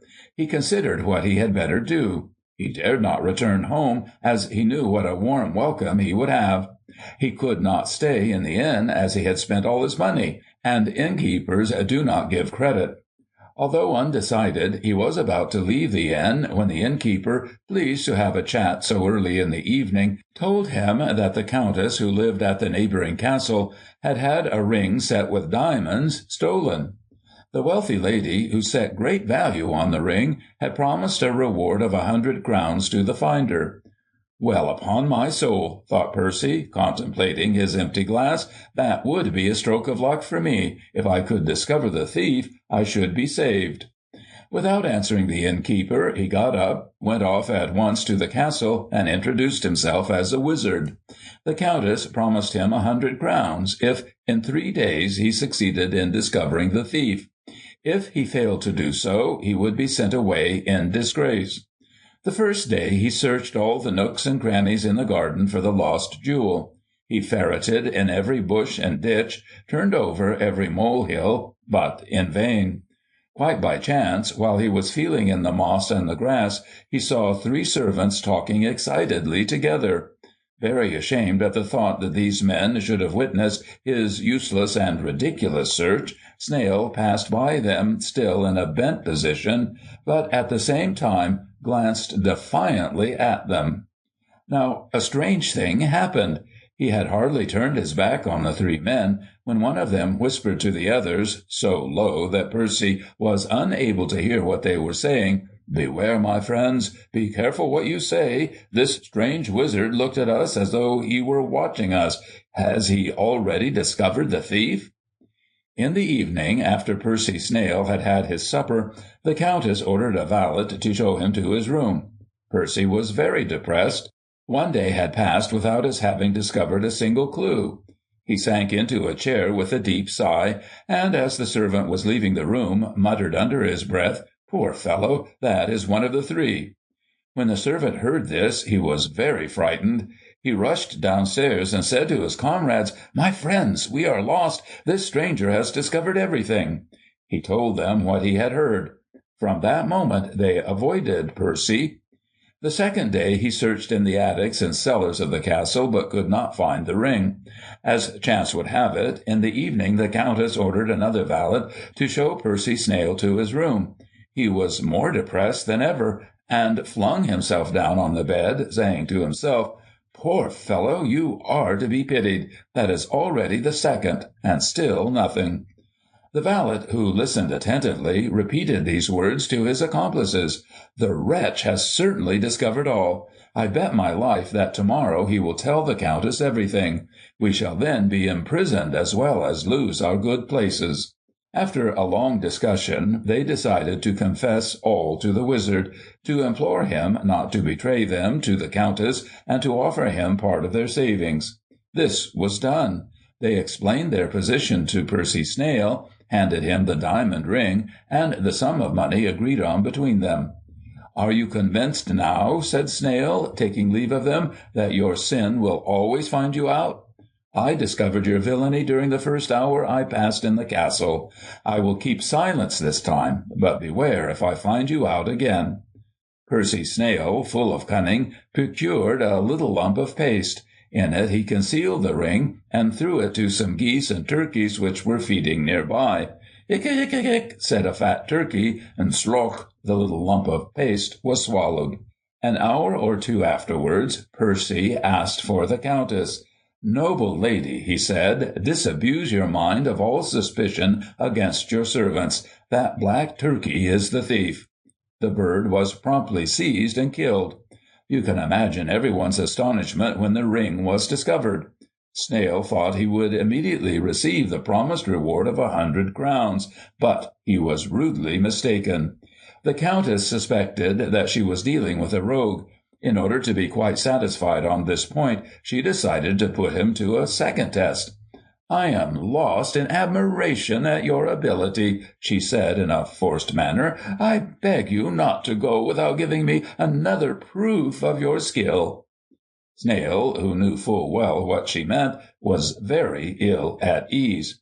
However, he boldly replied, "Madam, I am yours to command. One proof more or less is nothing to me." In the evening, when seated at table for supper, the Countess had 2 dishes placed before him, one on top of the other.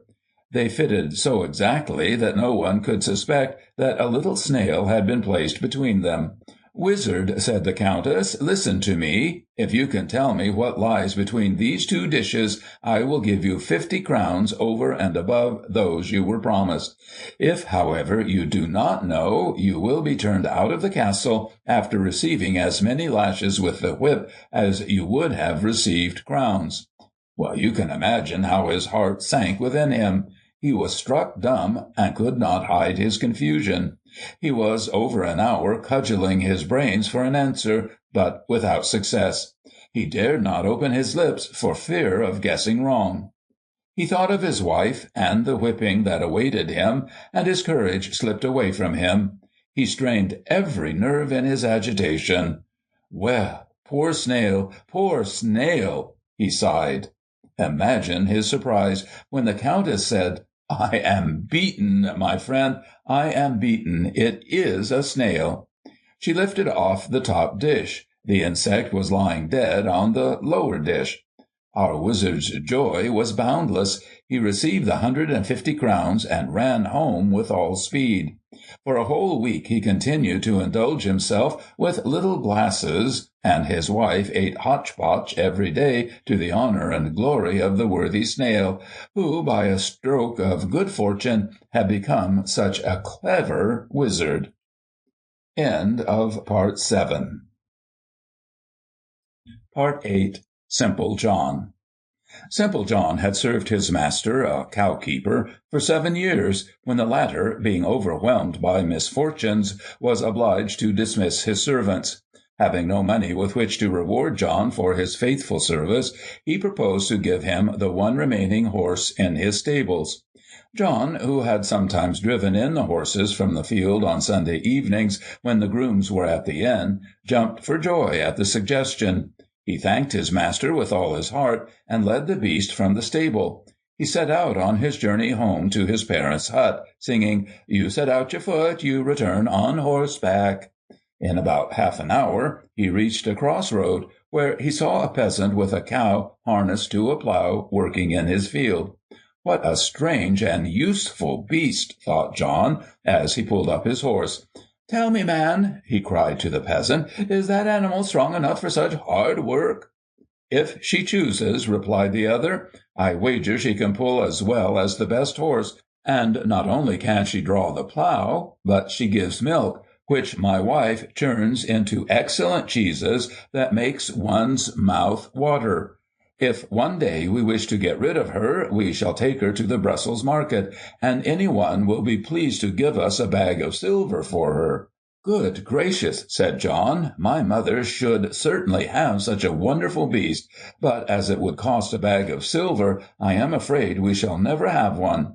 If only I could exchange my horse for one, but no one would do so." "Ho, thought the peasant, who already scented a bargain, "a horse in exchange for my old worn-out cow. That would be splendid." "Listen to me, my friend," he continued. "As you seem such a good fellow, I'm willing to give you my cow in exchange for your horse. Tell me you are not joking, and that the horse really belongs to you." "Oh, certainly," answered John. "To whom should it belong? I have served the same master for 7 years, and have received this horse in lieu of wages." John was in the 7th heaven. "How pleased my mother will be," he cried, and went on his way without further delay.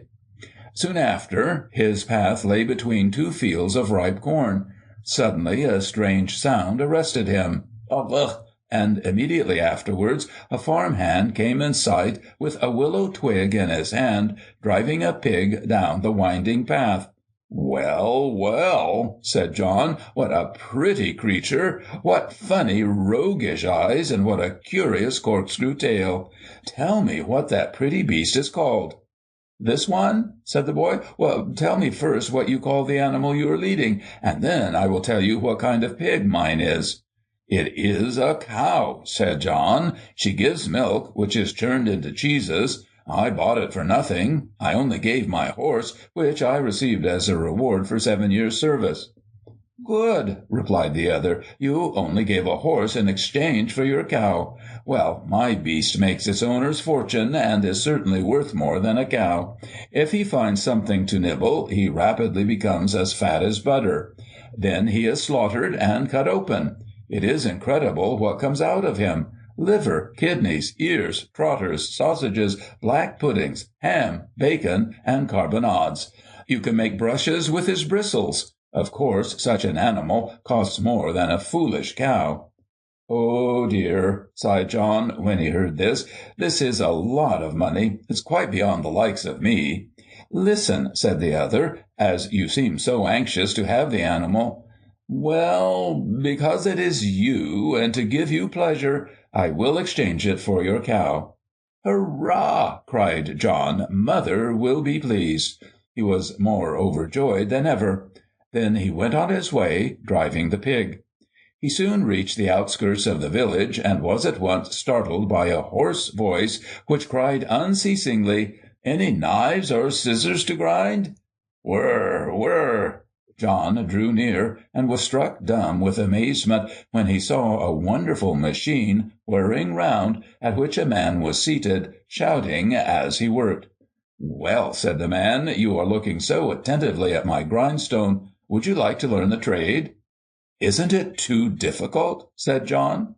"Not really difficult. A clever boy like you would learn in no time. Yes, my lad, it is a merry trade, and pays well. If you know your job, your grindstone works unceasingly, and turns merrily all day long. Ah, my lad, if grindstones were not so expensive, everyone would be able to earn a living." "Oh," said John, "are these stones so dear? What did the one you are using cost?" "Half a dozen pigs would pay for it. If you would like one, I have another which I would give you for your pig, in which case your fortune is made." He showed him a fine large grindstone which lay at the bottom of his cart. "My fortune is made," said John. "I will willingly give my pig in exchange for this stone." He shouldered the stone and walked on. Unfortunately, it was very heavy, and being very hot, John stooped down to drink at a stream without putting down his load. He managed very well, when suddenly the stone slipped and fell into deep water. "Everything considered," said John, "it is just as well it has happened. The weight was breaking my back, and I shall be home all the sooner." He shouted joyously and ran towards the house. "Little mother," he cried, "I've had great luck. I exchanged a horse for a cow for a pig, and a pig for a grindstone. The stone was very heavy, and I lost it. Now I have nothing to carry, nothing to look after. Mother, I am the happiest John in the whole world." The Two Chickens, or the Two Ears. One day a parish priest had invited a relative to luncheon and wished to give him something nice to eat. He ordered 2 tender young chickens to be killed and plucked. In the morning, before celebrating Mass, he said to his servant, "Cook the 2 chickens for lunch and prepare them as nicely as possible, as my cousin is very fond of his food." "All right, your reverence," replied the servant. When the chickens were roasted, wanting to know if they were done to a turn, she cut off a piece of the wing. "It wants another 5 minutes," she thought. She then took another little piece. That so whetted her appetite that she continued to take pickings until nearly all the chicken had disappeared. "One is worse than useless," she thought, so the second chicken disappeared after the other. Crying bitterly, she went to find the cousin. "Oh, sir," she cried. "What is the matter, Catherine? A misfortune? Has his reverence caught measles?" he asked. "Worse than that, sir," cried Catherine. "I must tell you everything. The vicar has been so strange lately. Sometimes when he returns from the church and finds a visitor awaiting him, without saying a word he begins to sharpen his knife and then cuts off both his ears. You must be on your guard if he seizes his knife when he comes in." "He will not catch me napping," replied the cousin. The words were hardly out of his mouth when the priest appeared. The first thing he did was to take up his knife. He was very hungry and wanted his luncheon at once. "I will be cut off," thought the cousin, and he ran like a hare. "Can you tell me why the wretched man has run away?" the priest asked the servant. "He has stolen the 2 fat chickens and thought it wiser to disappear." "What? Stolen my chickens?" cried the priest. "Hello, hello!" he shouted as loud as ever he could. "At least leave me one." Of course, the priest meant 1 chicken, but his cousin, thinking that it was a question of his ears, shouted back, No, I prefer to keep them both." End of Part 8. Part 9. The Wonderful Fish. Amid the sandhills in Flanders, not far from La Panne, there lived a fisherman named Tintleton. He was very poor. He worked from morning till night, and very often spent half the night wading in the water with his shrimping net. He had not been able to save enough money to build a little house. Meanwhile, he and his idle wife, Susie Grill, lived in an old bathing machine which they had received in exchange for some shrimps. Fisherman Tintleton was a good man and never complained of his hard lot. His wife, on the contrary, who considered she had married beneath her, lay in the grass in front of the machine day after day, bemoaning her fate and reproaching the Almighty for not giving her the riches enjoyed by her friends and acquaintances. Poor Tintleton received the full brunt of her bad temper. In spite of his hard work, she reproached him with being stupid and lazy. Susie Grill, being in a temper, the good man, despite an unfavorable tide, took up his nets and went to the sea. He cast his nets in despair. He was doomed to disappointment, for on drawing in his nets he only found some shells, seaweed, and starfish, not a single shrimp, nor even a little crab. He was very downhearted and perplexed, when suddenly he saw something red shining in one of his nets. On closer examination he saw that the red thing was alive. It was a fish, which seemed to be looking at him with its silvery eyes. "Poor little fish," the good man said in pitying tones, "I am sorry to have caught you. You are too pretty and too rare to fry. However, I dare not throw you back into the sea, for Susie Grill will be so angry if I return empty-handed." Imagine Tintleton's amazement when the pretty fish, which he held in the hollow of his hand, stood up on its tail and began to speak in a piping voice. "Little fisherman Tintleton, do not fry my bright red skin. I beg you throw me back into the sea, and all you may wish you shall have from me." Without hesitation, and with never a thought of reward, the fisherman threw the strange fish into the waves. He was about to cast his nets for the second time when he saw his wife coming towards him with her arms akimbo. She immediately began to rail against him. "Tintagel, you stupid man, what shall we put in the frying pan? If you throw back into the sea the only fish you caught for me, if you prefer poverty all your life, you can go and find another wife." At first the poor man was too much astonished to answer. When he recovered, he tried to excuse himself, telling her that the fish he had caught was no ordinary fish, that he had looked at him so sadly and had implored him so gently and with promises of reward to give him his freedom. His wife became still more furious. "What?" she cried. "That fish would have made our fortune. You had only to make a wish, and we should have been saved from this misery. You have thrown this wonderful fish back into the sea without even asking for a good catch of shrimps. You are an ass. Cast back your nets and wish for a large and beautiful house with turrets such as the wealthy live in. It must have marble steps and be well furnished. If you do not catch the fish again, I shall run away and you will never see me again." When the good man drew in his nets again, he found the red fish. When he let it wriggle in the palm of his hand, it again looked at him with pleading eyes and spoke in a very piping voice. "Little fisherman Tintagel, do not fry my bright red skin. I beg you throw me back into the sea, and all you may wish you shall have from me." The fisherman cast a frightened glance toward his wife, who was seated on the dry sand. Then, with much hesitation, he said, "O little fish so red and fine, you shall live, O little fish mine. But Susie Grill, my wife, desires a lovely house with lofty towers. Everything of the best must be, O little fish, will you help me?" The fish stood up on its tail and said, "Susie Grill, she is neither mad nor shy. What she has wished for is now close by." The fisherman threw the fish back into the sea and turned homewards. Oh, how wonderful! There, on the highest sand-hill, where the bathing machine had stood, was a beautiful house.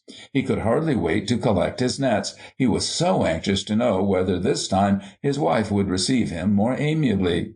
Proud as a peacock, she awaited him on the marble steps. "Well, Grilly," he asked, "are you pleased with me?" "Listen," she replied. "It is true I now live in a beautiful house with turrets, a marble staircase, and rooms exquisitely furnished, but I have no money. Go back to the sea, catch the fish again, and ask him to give us as much money as the richest man on the coast between Ostend and Dunkirk. Woe betide you if you return without it." The good man again returned to the sea, and when he had caught the fish and the latter again asked for his freedom, the fisherman answered, much embarrassed at asking yet another favour. "O little fish so red and fine, you shall live, O little fish mine. But Susie Grill, my wife, wants to lead an easy life. Heaps of silver and gold, you will think her very bold.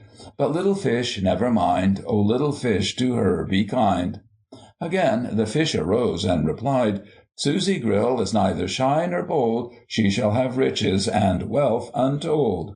When Tintagel returned, he found his wife in her bedroom, seated before a large chest overflowing with gold.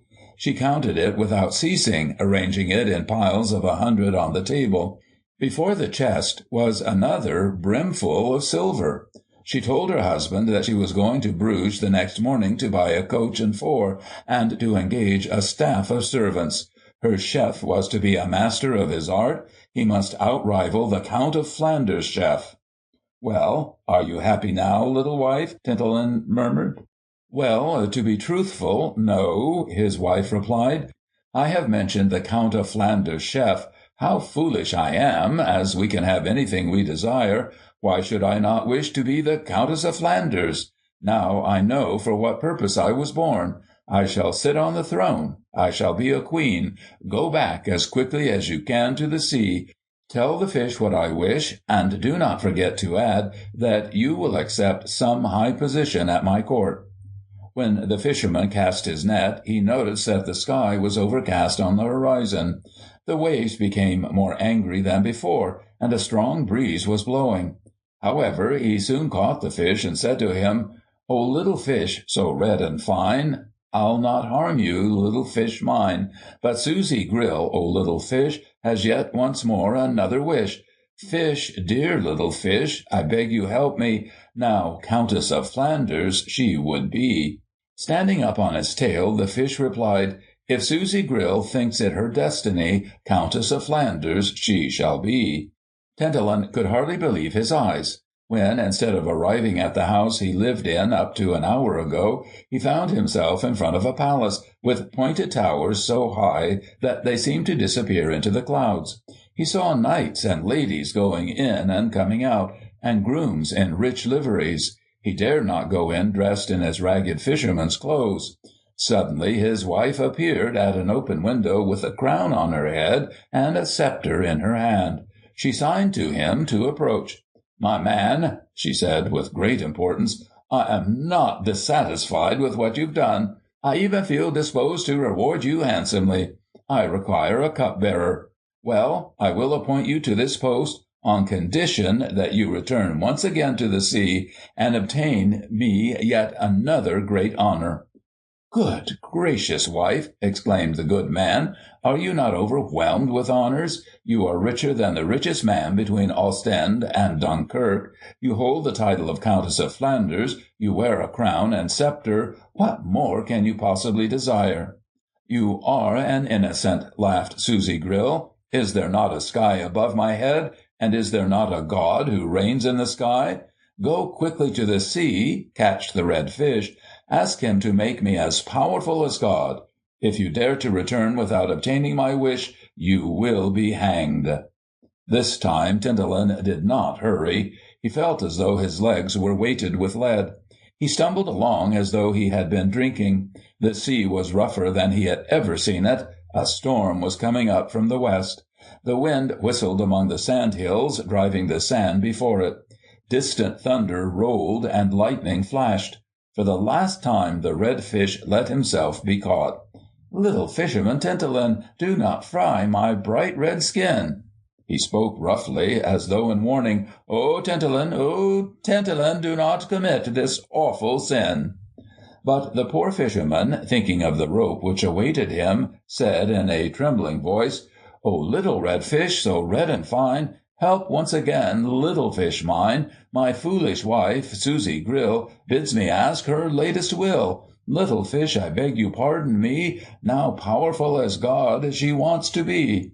He had hardly uttered the words when the fish leaped out of his hand, and in his place appeared a mighty sea-king, accompanied by mermaids and strange sea monsters. These words came from the sea-king's mouth like a curse. Susie Grill, never more shall have her will. She loses all in committing such sin. This night you will sleep in your old cabin. When Tintelen reached the sand-hill, Susie Grill, dressed in her old skirt and ragged blouse, was seated in front of the bathing machine. She was grumbling about the hard times and the small profits to be drawn from the shrimps. The frying pan. Once upon a time there lived a cobbler who was very fond of pancakes.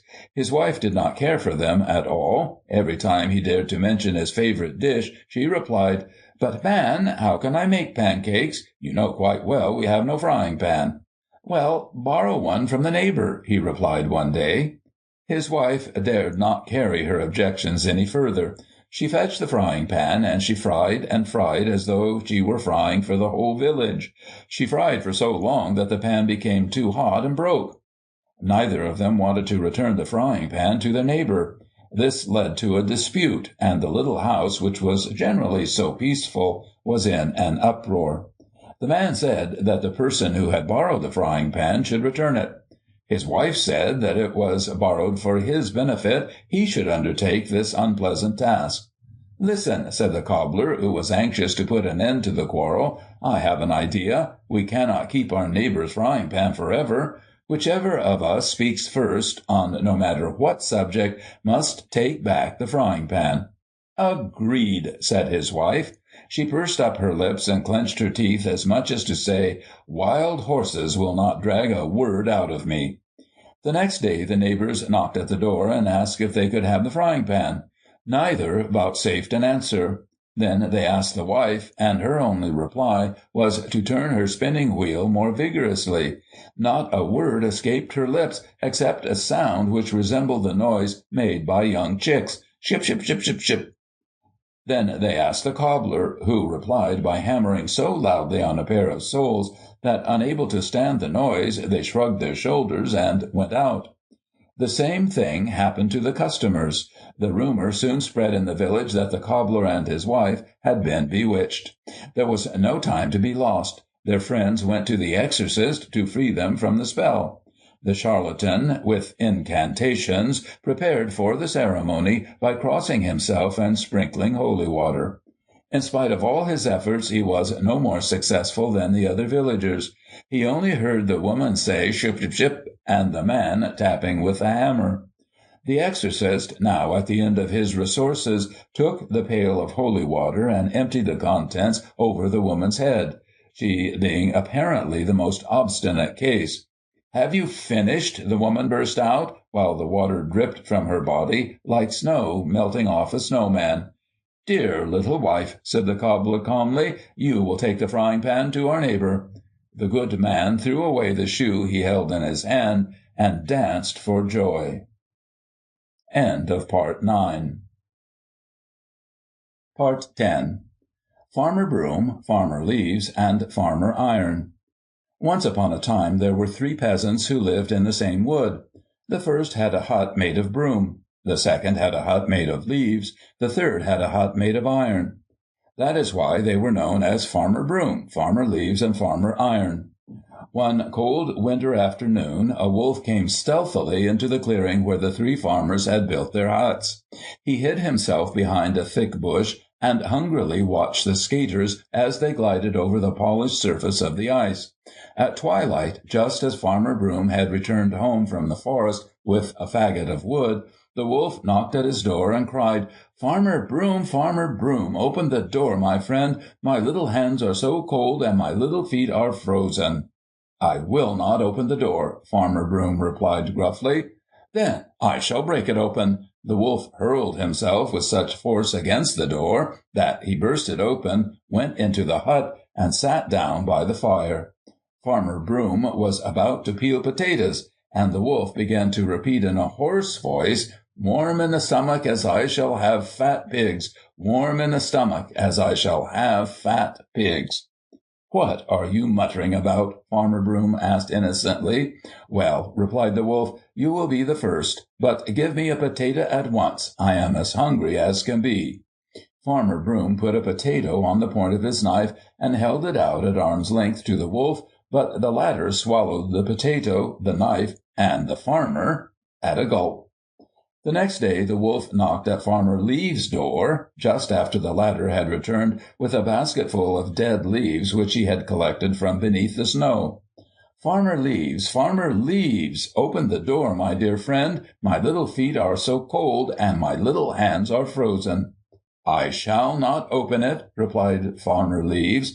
"Then I shall burst it open," said the wolf, and thereupon he threw his weight against the door, forced it open, went in, and sat down by the fire. Farmer Leaves was about to peel potatoes, and the wolf said in a deep voice, "Warm in the stomach as I shall have fat pigs. Warm in the stomach as I shall have fat pigs." "What are you mumbling?" asked Farmer Leaves. "Well," said the wolf, "I was saying a little prayer for you, but quick, give me a potato. I am dying of hunger." Farmer Leaves held out its knife with a potato stuck at the end, but again the wolf swallowed the potato, the knife, and the farmer at a gulp. The third day he went to Farmer Iron. The latter had seen him coming in the distance as he was entering his hut with a bucketful of water from the well. He placed a large cauldron full of dried peas in the attic. The wolf knocked and cried, Farmer Iron, open the door, my friend. My little feet are so cold and my little hands are frozen." "I shall not open it," said Farmer Iron. "Then I shall burst it open." "All right, burst it open," said Farmer Iron. The wolf made a spring and charged at the door and dashed himself against it until his paws were torn and bleeding. He lost so much blood that Farmer Iron ended by taking pity on him and opened the door. The wolf went in and sat down by the fire with Farmer Iron. Very soon he began to say in a sepulchral voice, "Warm in the stomach as I shall have fat pigs, warm in the stomach as I shall have fat pigs." "What nonsense are you repeating?" asked Farmer Iron in a derisive tone. "Well," said the wolf, "it is a little prayer for you, but give me a potato. My stomach feels quite hollow and empty." Farmer Iron held out a potato. The wolf was about to swallow it when Farmer Iron suddenly pulled a string and upset the cauldron of dried peas, which made a great noise as they ran out on the attic floor. "Whatever is it? Whatever is it?" asked the frightened wolf. "The police who are tracking you down," answered Farmer Iron, laughing. "They want to hang you for eating Farmer Broom and Farmer Leaves." "Good heavens, Farmer Iron, my friend, tell me where I can hide," begged the wolf. "Quick, climb into the attic," said Farmer Iron. "I will not betray you." The wolf rushed to the ladder. Farmer Iron took a large saucepan of boiling water off the fire and put it down at the foot of the ladder. The wolf was in such a hurry that he slipped and fell into the saucepan and was terribly scalded. Farmer Iron pulled him out, cut him open, and oh, what joy! Farmer Broom and Farmer Leaves came out alive, each carrying his knife with a potato on the end. They all three lifted up the wolf and threw him outside, and each returned to his own hut. This is what happened in that wonderful country where after you are dead, you live happily ever after. Little Lodowick and Annie the Witch. Little Lodowick built carved houses, but Annie the Witch always came to blow them down. One day little Lodowick grew tired of this and built himself a stone house. He put in a fireplace and a pump. Now if the witch came, she could not blow it down. Suddenly he heard a knock at the door. "Who is there?" asked the little man. "Annie the Witch. Open the door," was the answer. "What can Annie the Witch want with me?" "Very little. Nothing but a little fire." "I have no fire." "You most certainly have. I saw smoke coming out of the chimney." "Then you must squint. My chimney cannot smoke. I have never lighted the fire. You must have seen the smoke from my neighbor's chimney." "No, no, I am not to be taken in like that. My eyes are quite straight," and she went off in a huff. The next day she came back and again knocked at the door. "Who is there?" asked little Lodowick. "It is I, my good man, Annie the Witch." "What can Annie the Witch want with me again?" "Nothing much, only a pail of water." "You know very well I have no water." "Most certainly you have water, for I heard it gurgling in the pump." "Then you have very strange ears. I have never raised the pump handle. No doubt the noise you heard came from my neighbor's house." "I warn you that if you refuse to open the door, I shall cut off your head." Little Lodowick was terrified. He put the chain on the door and hid himself up the chimney. In spite of this, the witch went in and searched for him everywhere, but she could not find him. However, at last she discovered him seated in the chimney and dragged him down by the hair of his head. "Put your head on the table that I may cut it off," commanded the witch, opening wide her red eyes. "Willingly, Annie, but tell me how," said Lodowick, who had a scheme in his head. "Show me what I am to do." "Very well. Place your head like this," cried Annie the Witch, and she placed her large and hideous head quite unsuspectingly on the table. Lodowick quickly seized his axe and cut off the witch's head. Then little Lodowick calmly fried a herring for his supper and smoked a pipe. And then there came a pig with a long snout. And the little story has run out. End of Part 10. Part 11. The Giant of the Causeway. In olden days there was a feudal castle on the site where now stand the Causeway and Giant's Mount in the town of Brussels. A giant lived in this castle, who is reputed to have been over 9 feet high. This noble giant was generally beloved and esteemed, for in spite of his capricious and brusque character, he was ever ready to exert his superhuman strength in the defense of the weak. He rebuked the powerful, exterminated brigands and robbers, and cleared the roads of highwaymen. From the tower of his castle, which he had built on high ground, he had a commanding view of the surrounding country. He never left the castle except to inflict punishment on the wicked, or in order to protect the weak. He consecrated all his leisure to his dear and beautiful daughter Helen. She was his only child by his beloved wife, who died in giving her birth. From her childhood, Helen was accustomed to a secluded life, and had never left the castle grounds. In summer she amused herself with her sewing on the top of the tower. One day, when her father was scouring the country, she ventured to take a little walk in the valley of the brook. She had only taken a few steps outside the castle grounds, when, on turning the corner of a little path, she found herself face to face with a knight in armour of comely appearance. As soon as the latter saw Helen, he stood still, spellbound by the youth and beauty of the young girl. He loved her at first sight, and bewitched by her shy and maidenly demeanour, flung himself at her feet. Helen, for her part, stood bewildered at these demonstrations of respect and adoration. Suddenly her father appeared, followed by 4 prisoners he had captured. He was leading them by a cord. He took in the situation at a glance, and said to the knight, who was lost in contemplation of the young maiden, "How dare you kneel at my daughter's feet?" "Sire," replied the knight, "pardon me, I pray you. I love your daughter, and love has drawn me to her feet." Helen trembled, for she had also fallen in love. "Who are you?" asked the giant. He questioned the knight in such a severe manner that the maiden shivered, and blushing with shame, took her father's hand, murmuring words only intelligible to him. "I am Harry of Housestone," replied the young man. "I was knighted by Lothario." "That is sufficient. Be quite frank with me." "I see your gentle daughter for the first time. The sight of her fills me with a happiness which radiates through all my being. I feel that without her life is not worth living. If, sire, I am fortunate enough to have won her favour, I pray you to give me her hand." "You are worthy to be my son-in-law," replied the giant. "However, I have sworn that I will only give her in marriage to whoever shall be able to construct a paved roadway in a single night. The next day at dawn he must be able to take her on horseback down the causeway bordered by columns to St. George's Chapel." After this speech he glanced ironically at the knight, and taking Helen by the hand, led her home. As she was about to cross the threshold, the young maiden cast a sad and tender glance at the Knight of Housestone, who was completely disheartened by the giant's impossible demands. "Let me consider," said the young lover, suddenly raising his head, "if there is a way to perform this task." But by the time he had estimated the length of the ground and the depth of the ravine on which he had to construct a paved way in a single night, and had realized the impossibility of carting the necessary stones for the colonnade, he groaned and sighed in dire despair.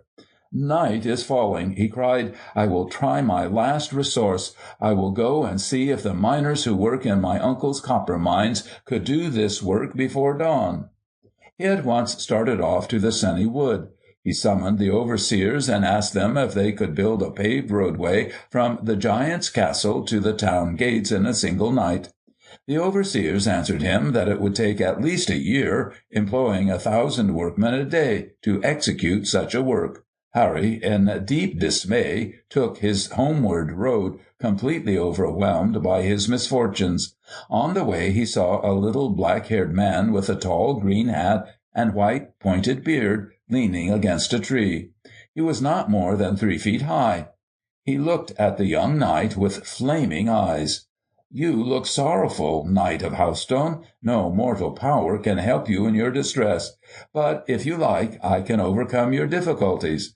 "Oh, whoever you may be, you are very welcome," replied the knight, holding out his hand. "But who are you?" "I am the spirit of the copper mines your uncle is working. I live in the underground caves, and his excavations are a source of great annoyance to me. If you will promise that the mining shall cease, that the galleries and shafts shall be filled in order that I and my companions may live in peace, in the bowels of the earth, we will this night construct the road and the colonnade demanded by the giant. Tomorrow you will marry Helen."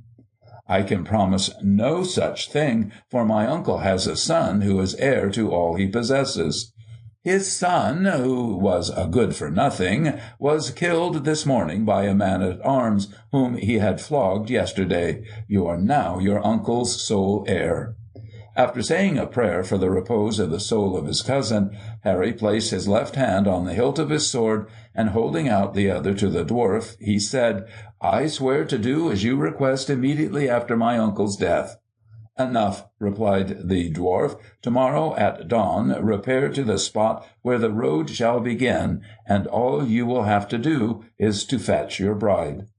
About midnight a terrible storm arose, the wind rooted up the tall trees, and the thunder rolled.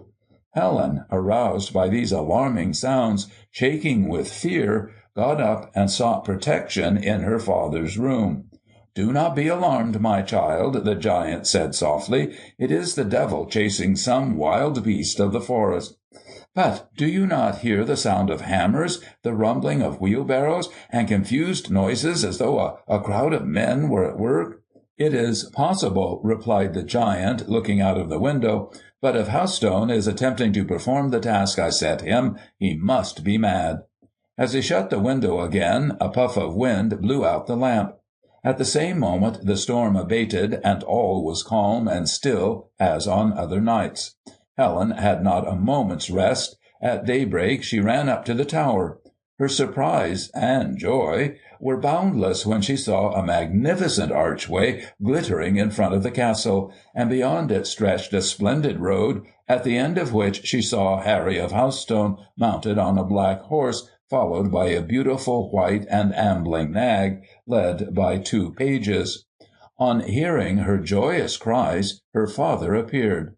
All the giant had demanded was done.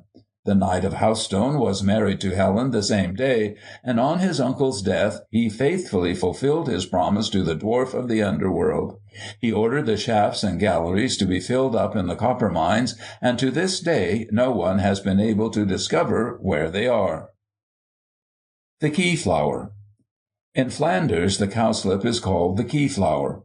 The story I am about to tell you will explain why it is so named. A little child died. Its little soul was as innocent and pure as freshly fallen snow. As a dove freed after long captivity flies straight into the blue sky, so the little soul blew into God's heaven and knocked at the gate. St. Peter, with his large golden key, drew back the heavy lock, half opened the door, and looked through the crack. On seeing who was there, he opened the door wide and welcomed in the new little angel. But behold, when the saint was about to close the door, he let fall the bunch of keys with a thud on the golden threshold. Before he was able to pick them up, they had slipped from the threshold into the fathomless blue. They fell through space for 2 or 3 days and landed in a cemetery at the entrance to a little village.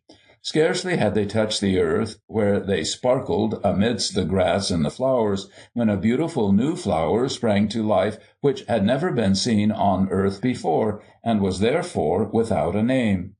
Early next morning a little orphan girl went to the cemetery to put flowers on her mother's grave. She soon discovered this strange flower poised so proudly on its stalk. She was very surprised to find the pretty little bellflowers, which were certainly not growing there the day before, and which she had never seen. She stooped down to examine the plant more closely, and was amazed to find in the bushes a bunch of golden keys, held together by a gold ring, on which she read the word Heaven. The discovery of the new flower and the bunch of keys was fully discussed in the village, and the news spread far and wide. Everyone came to see the new flower. They called it the Key of Heaven, by which name it has been known ever since. The Ogre. This time I'm going to talk about myself, to tell you something that really happened to me. If you do not believe this, you must not listen. I can only tell this story to children who are quite sure that I speak the truth. I was between 6 and 7 years old, and still learning my letters at school. One fine Sunday afternoon in September, I went with 5 or 6 of my schoolfellows into the Alney wood. It was the nut season, and we knew there were a number of nut trees in the wood. After gathering nuts for some time on the edge of the wood, it happened that in going from tree to tree, we gradually separated from each other. Before I became aware of it, I was deep in the wood. There I discovered a sort of hedge where the nuts grew so plentifully that I could scarcely believe my eyes. The spreading branches were weighed down with nuts in bunches of 4, 5, or even 6 ripe nuts in their yellow cups, hanging so temptingly. At first I ate a good many and had a regular feast. I had never eaten such nuts. There were no bad ones and no empty shells. When I had eaten as many as I wanted, I filled my pockets, all my pockets, first the pockets of my Sunday coat and then my trouser pockets.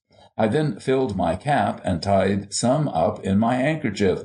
Just as I was thinking that I could put in a few more, I noticed that it was very still and lonely in the wood, and that the nuts did not show up so plainly among the leaves. High above my head, the last rays of sunset shone among the branches of the huge elms, oaks, and poplars. Here and there a bird chirped in its nest, and far away towards the sunset I heard the sound of wheels on the road. I could not hear my companions, but no doubt they were within call. They could not be far off. I put my hands to my mouth and shouted, "Hello, John, Peter, little carrots, George!" I called them all and shouted their names one after the other, shouting louder and louder in all directions. But only the echo answered me. When I shouted John, the echo mockingly replied, "Yawn!" And when I shouted George, it replied, "Orge!" Suddenly my heart sank within me. The last rays of light disappeared above my head, and with startling rapidity darkness fell among the trees and bushes. The darkness seemed to grow out of the ground. The birds were silent, a cold breeze shook the branches, and far, far away a little bell rang out the Angelus. I recognized the bell. It was our village bell. I knew that the carriage I had heard was the post-cart which was returning from Turneth to Lennox.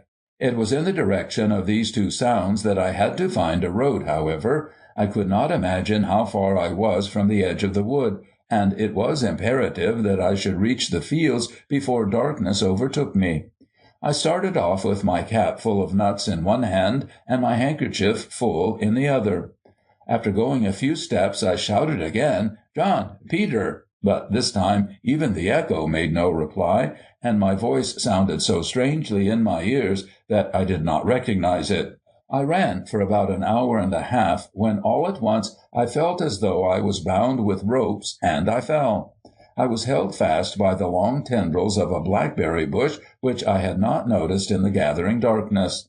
I dropped my handkerchief and could barely distinguish it in the darkness. I then shouted again as loudly as ever I could, until I lost courage and could shout no more. I dared not, because of the terrible silence which seemed to close around me. The silence was so uncanny that I distinctly heard the blood coursing through my veins. I was alone in the vast, never-ending forest, lost, strayed, and far from the road when night fell. I thought of home, of my gentle mother and my good father. I thought of the terrible anxiety they would be in when I did not return. Feeling my way, I sat down on the roots of a tree and began to cry. I then closed my eyes as tightly as ever I could in order to see nothing. I meant to sit there and see what would happen, but when I raised my eyes to say a short prayer, I saw a soft light piercing through the roof of branches above my head, which seemed to me like a smiling face trying to throw its silver rays upon me. It was the moon. She was rising in the opposite direction to which I had seen the last rays of the sinking sun. As my eyes grew accustomed to the light, I began to distinguish things around me. At first the tree trunks, some as thick as my body, others as thick as my head, others as thick as my arms and legs. Then I saw the shrubs and bushes, the flowers and the grass, and the ferns. Suddenly I saw something white, a little weasel. which approached very cautiously.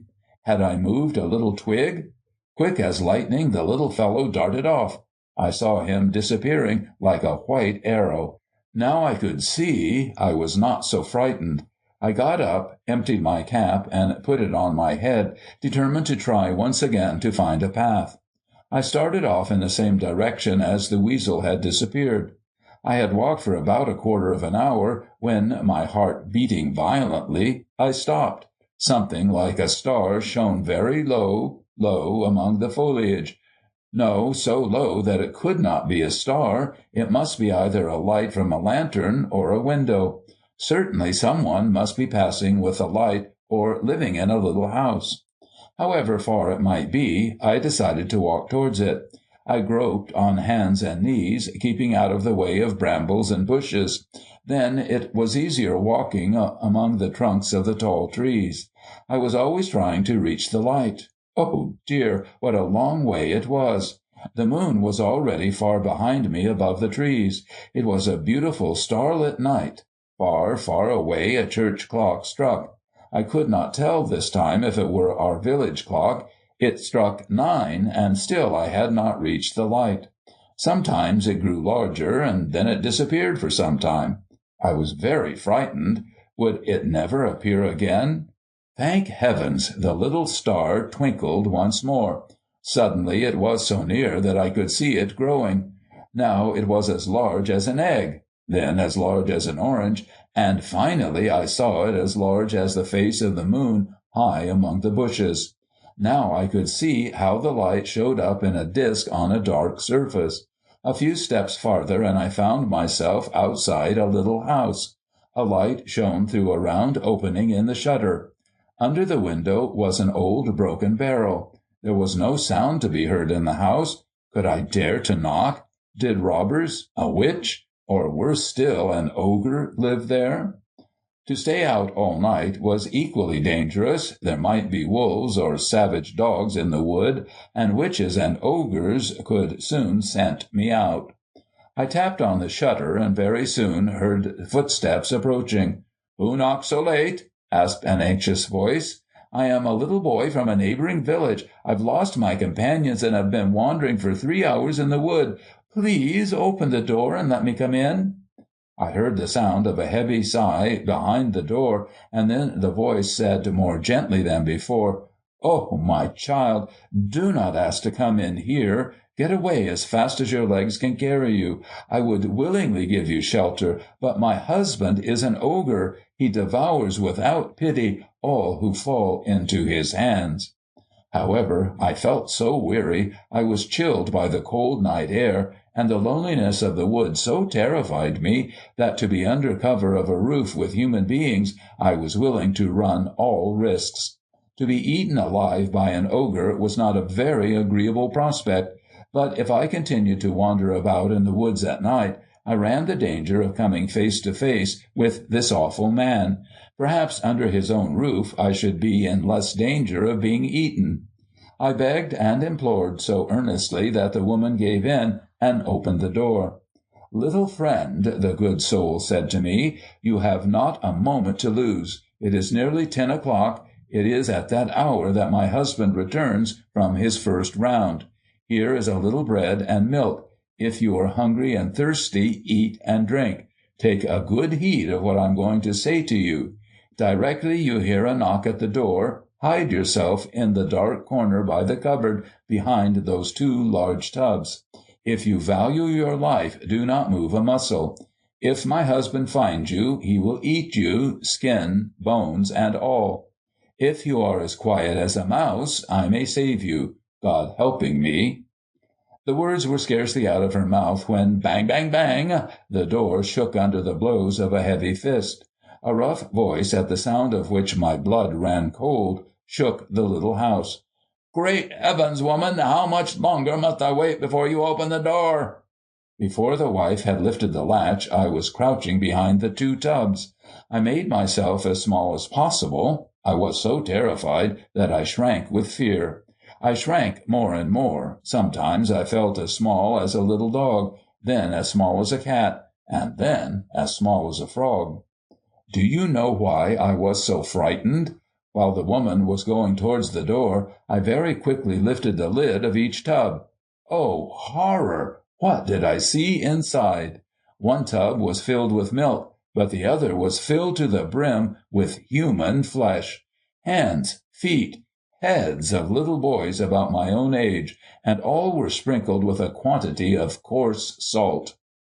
A tread like that of a giant sounded on the hard earth floor of the house. From between the two tubs I saw the ogre stop in the middle of the room.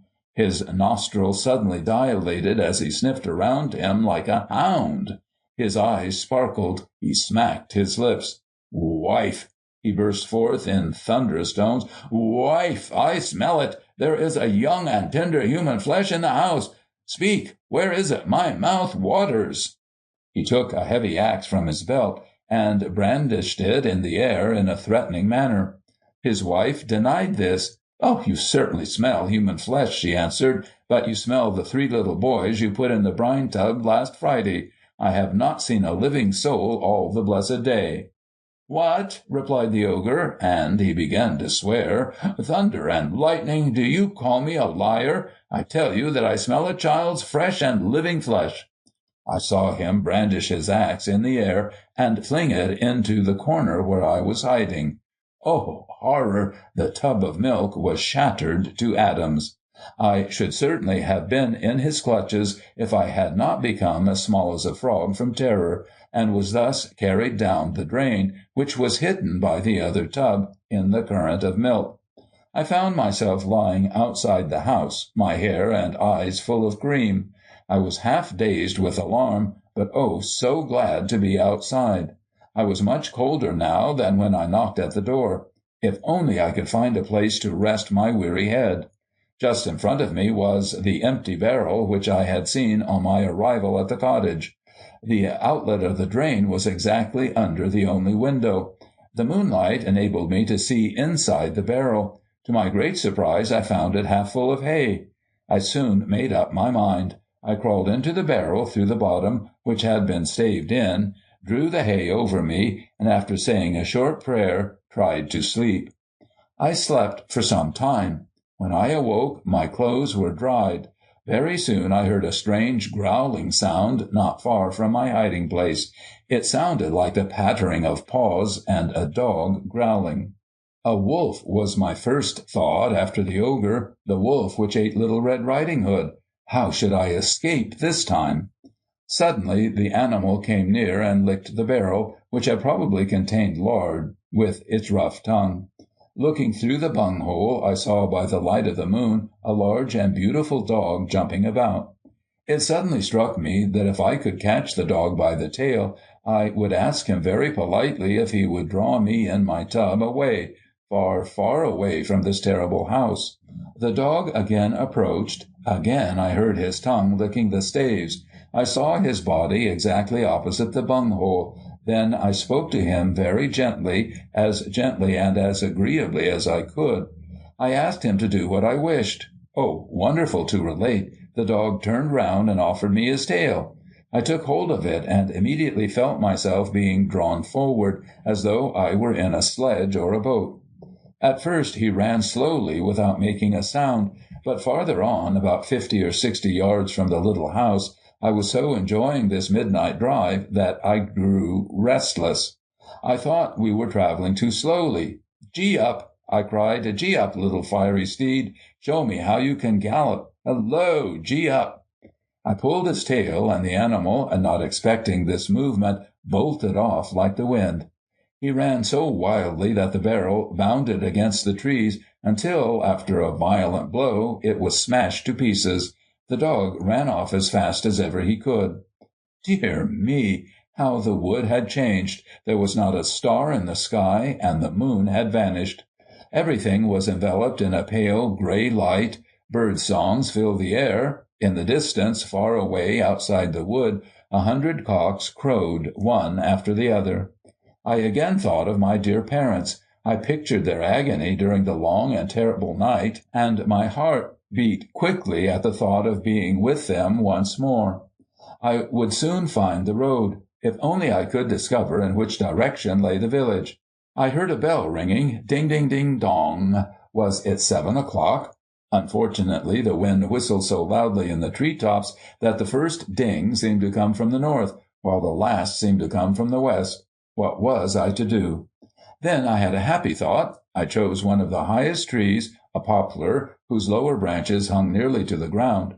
I climbed up like a cat from bough to bough and reached the top. From there I could see right over the wood.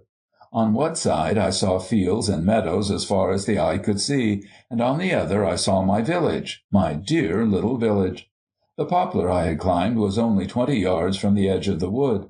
It was so high that the topmost branches on which I perched were much higher than the surrounding trees. My village lay there at the bottom, not far from the edge of the wood. Not far from the wall of the churchyard was the white house where my parents lived. Oh, if I could only be there! How I longed to be at home! But I was high up above all the other tree-tops, waving my cap so vigorously in the air that the few remaining nuts fell out. While I was perched there on the top of the tree, it began to sway gently from left to right, then backwards and forwards. Then it swayed so violently that it passed over the top of first 2, then 3, and then 10 trees. The morning breeze seemed to take pleasure in it, and blew stronger and stronger. Whip, whip, whoo, whoo! The tree-tops swayed out beyond the top of the trees on the edge of the wood. Oh, dear, it was so amusing! Whip, whip! In a huge semicircle over the top of 100 trees behind me, then in a little wider semicircle in front as far as the first houses of the village. Whip, whip! Backwards farther and farther, then whoop, whoop, in front as far as Farmer Van de Eken's farm. Then a few yards farther, and I was swaying out almost over my father's house. Should I dare? Should I take the risk? Could I, in leaning all my weight, make the top of the tree bend so that the rebound would send me right over the house? Whip, whip, whoop, whoop! Before I had made up my mind, I found myself where I wished to be. I crossed myself, let go my hold, and landed on the edge of the large chimney-pot. I fell down the chimney into the stove. My mother was making coffee. My boy, she cried. What an anxiety you have been to us! Your father and I have been up all night. At that moment my father came in. He had been hunting round his land in search of me for the 10th time. My lad, he said to me, when he succeeded in recognizing me, where have you been, and why are you so black? Father, I answered, I am black because I've just fallen down the chimney into the house. I have come from the alness wood, where I went to gather nuts yesterday. The ogre has not eaten me, and the wolf did not scent me out. Father, my pockets are full of lovely ripe nuts. End of Part 11. End of The Christmas Tales of Flanders, compiled by André de Ridder and translated by M.C.O. Morris.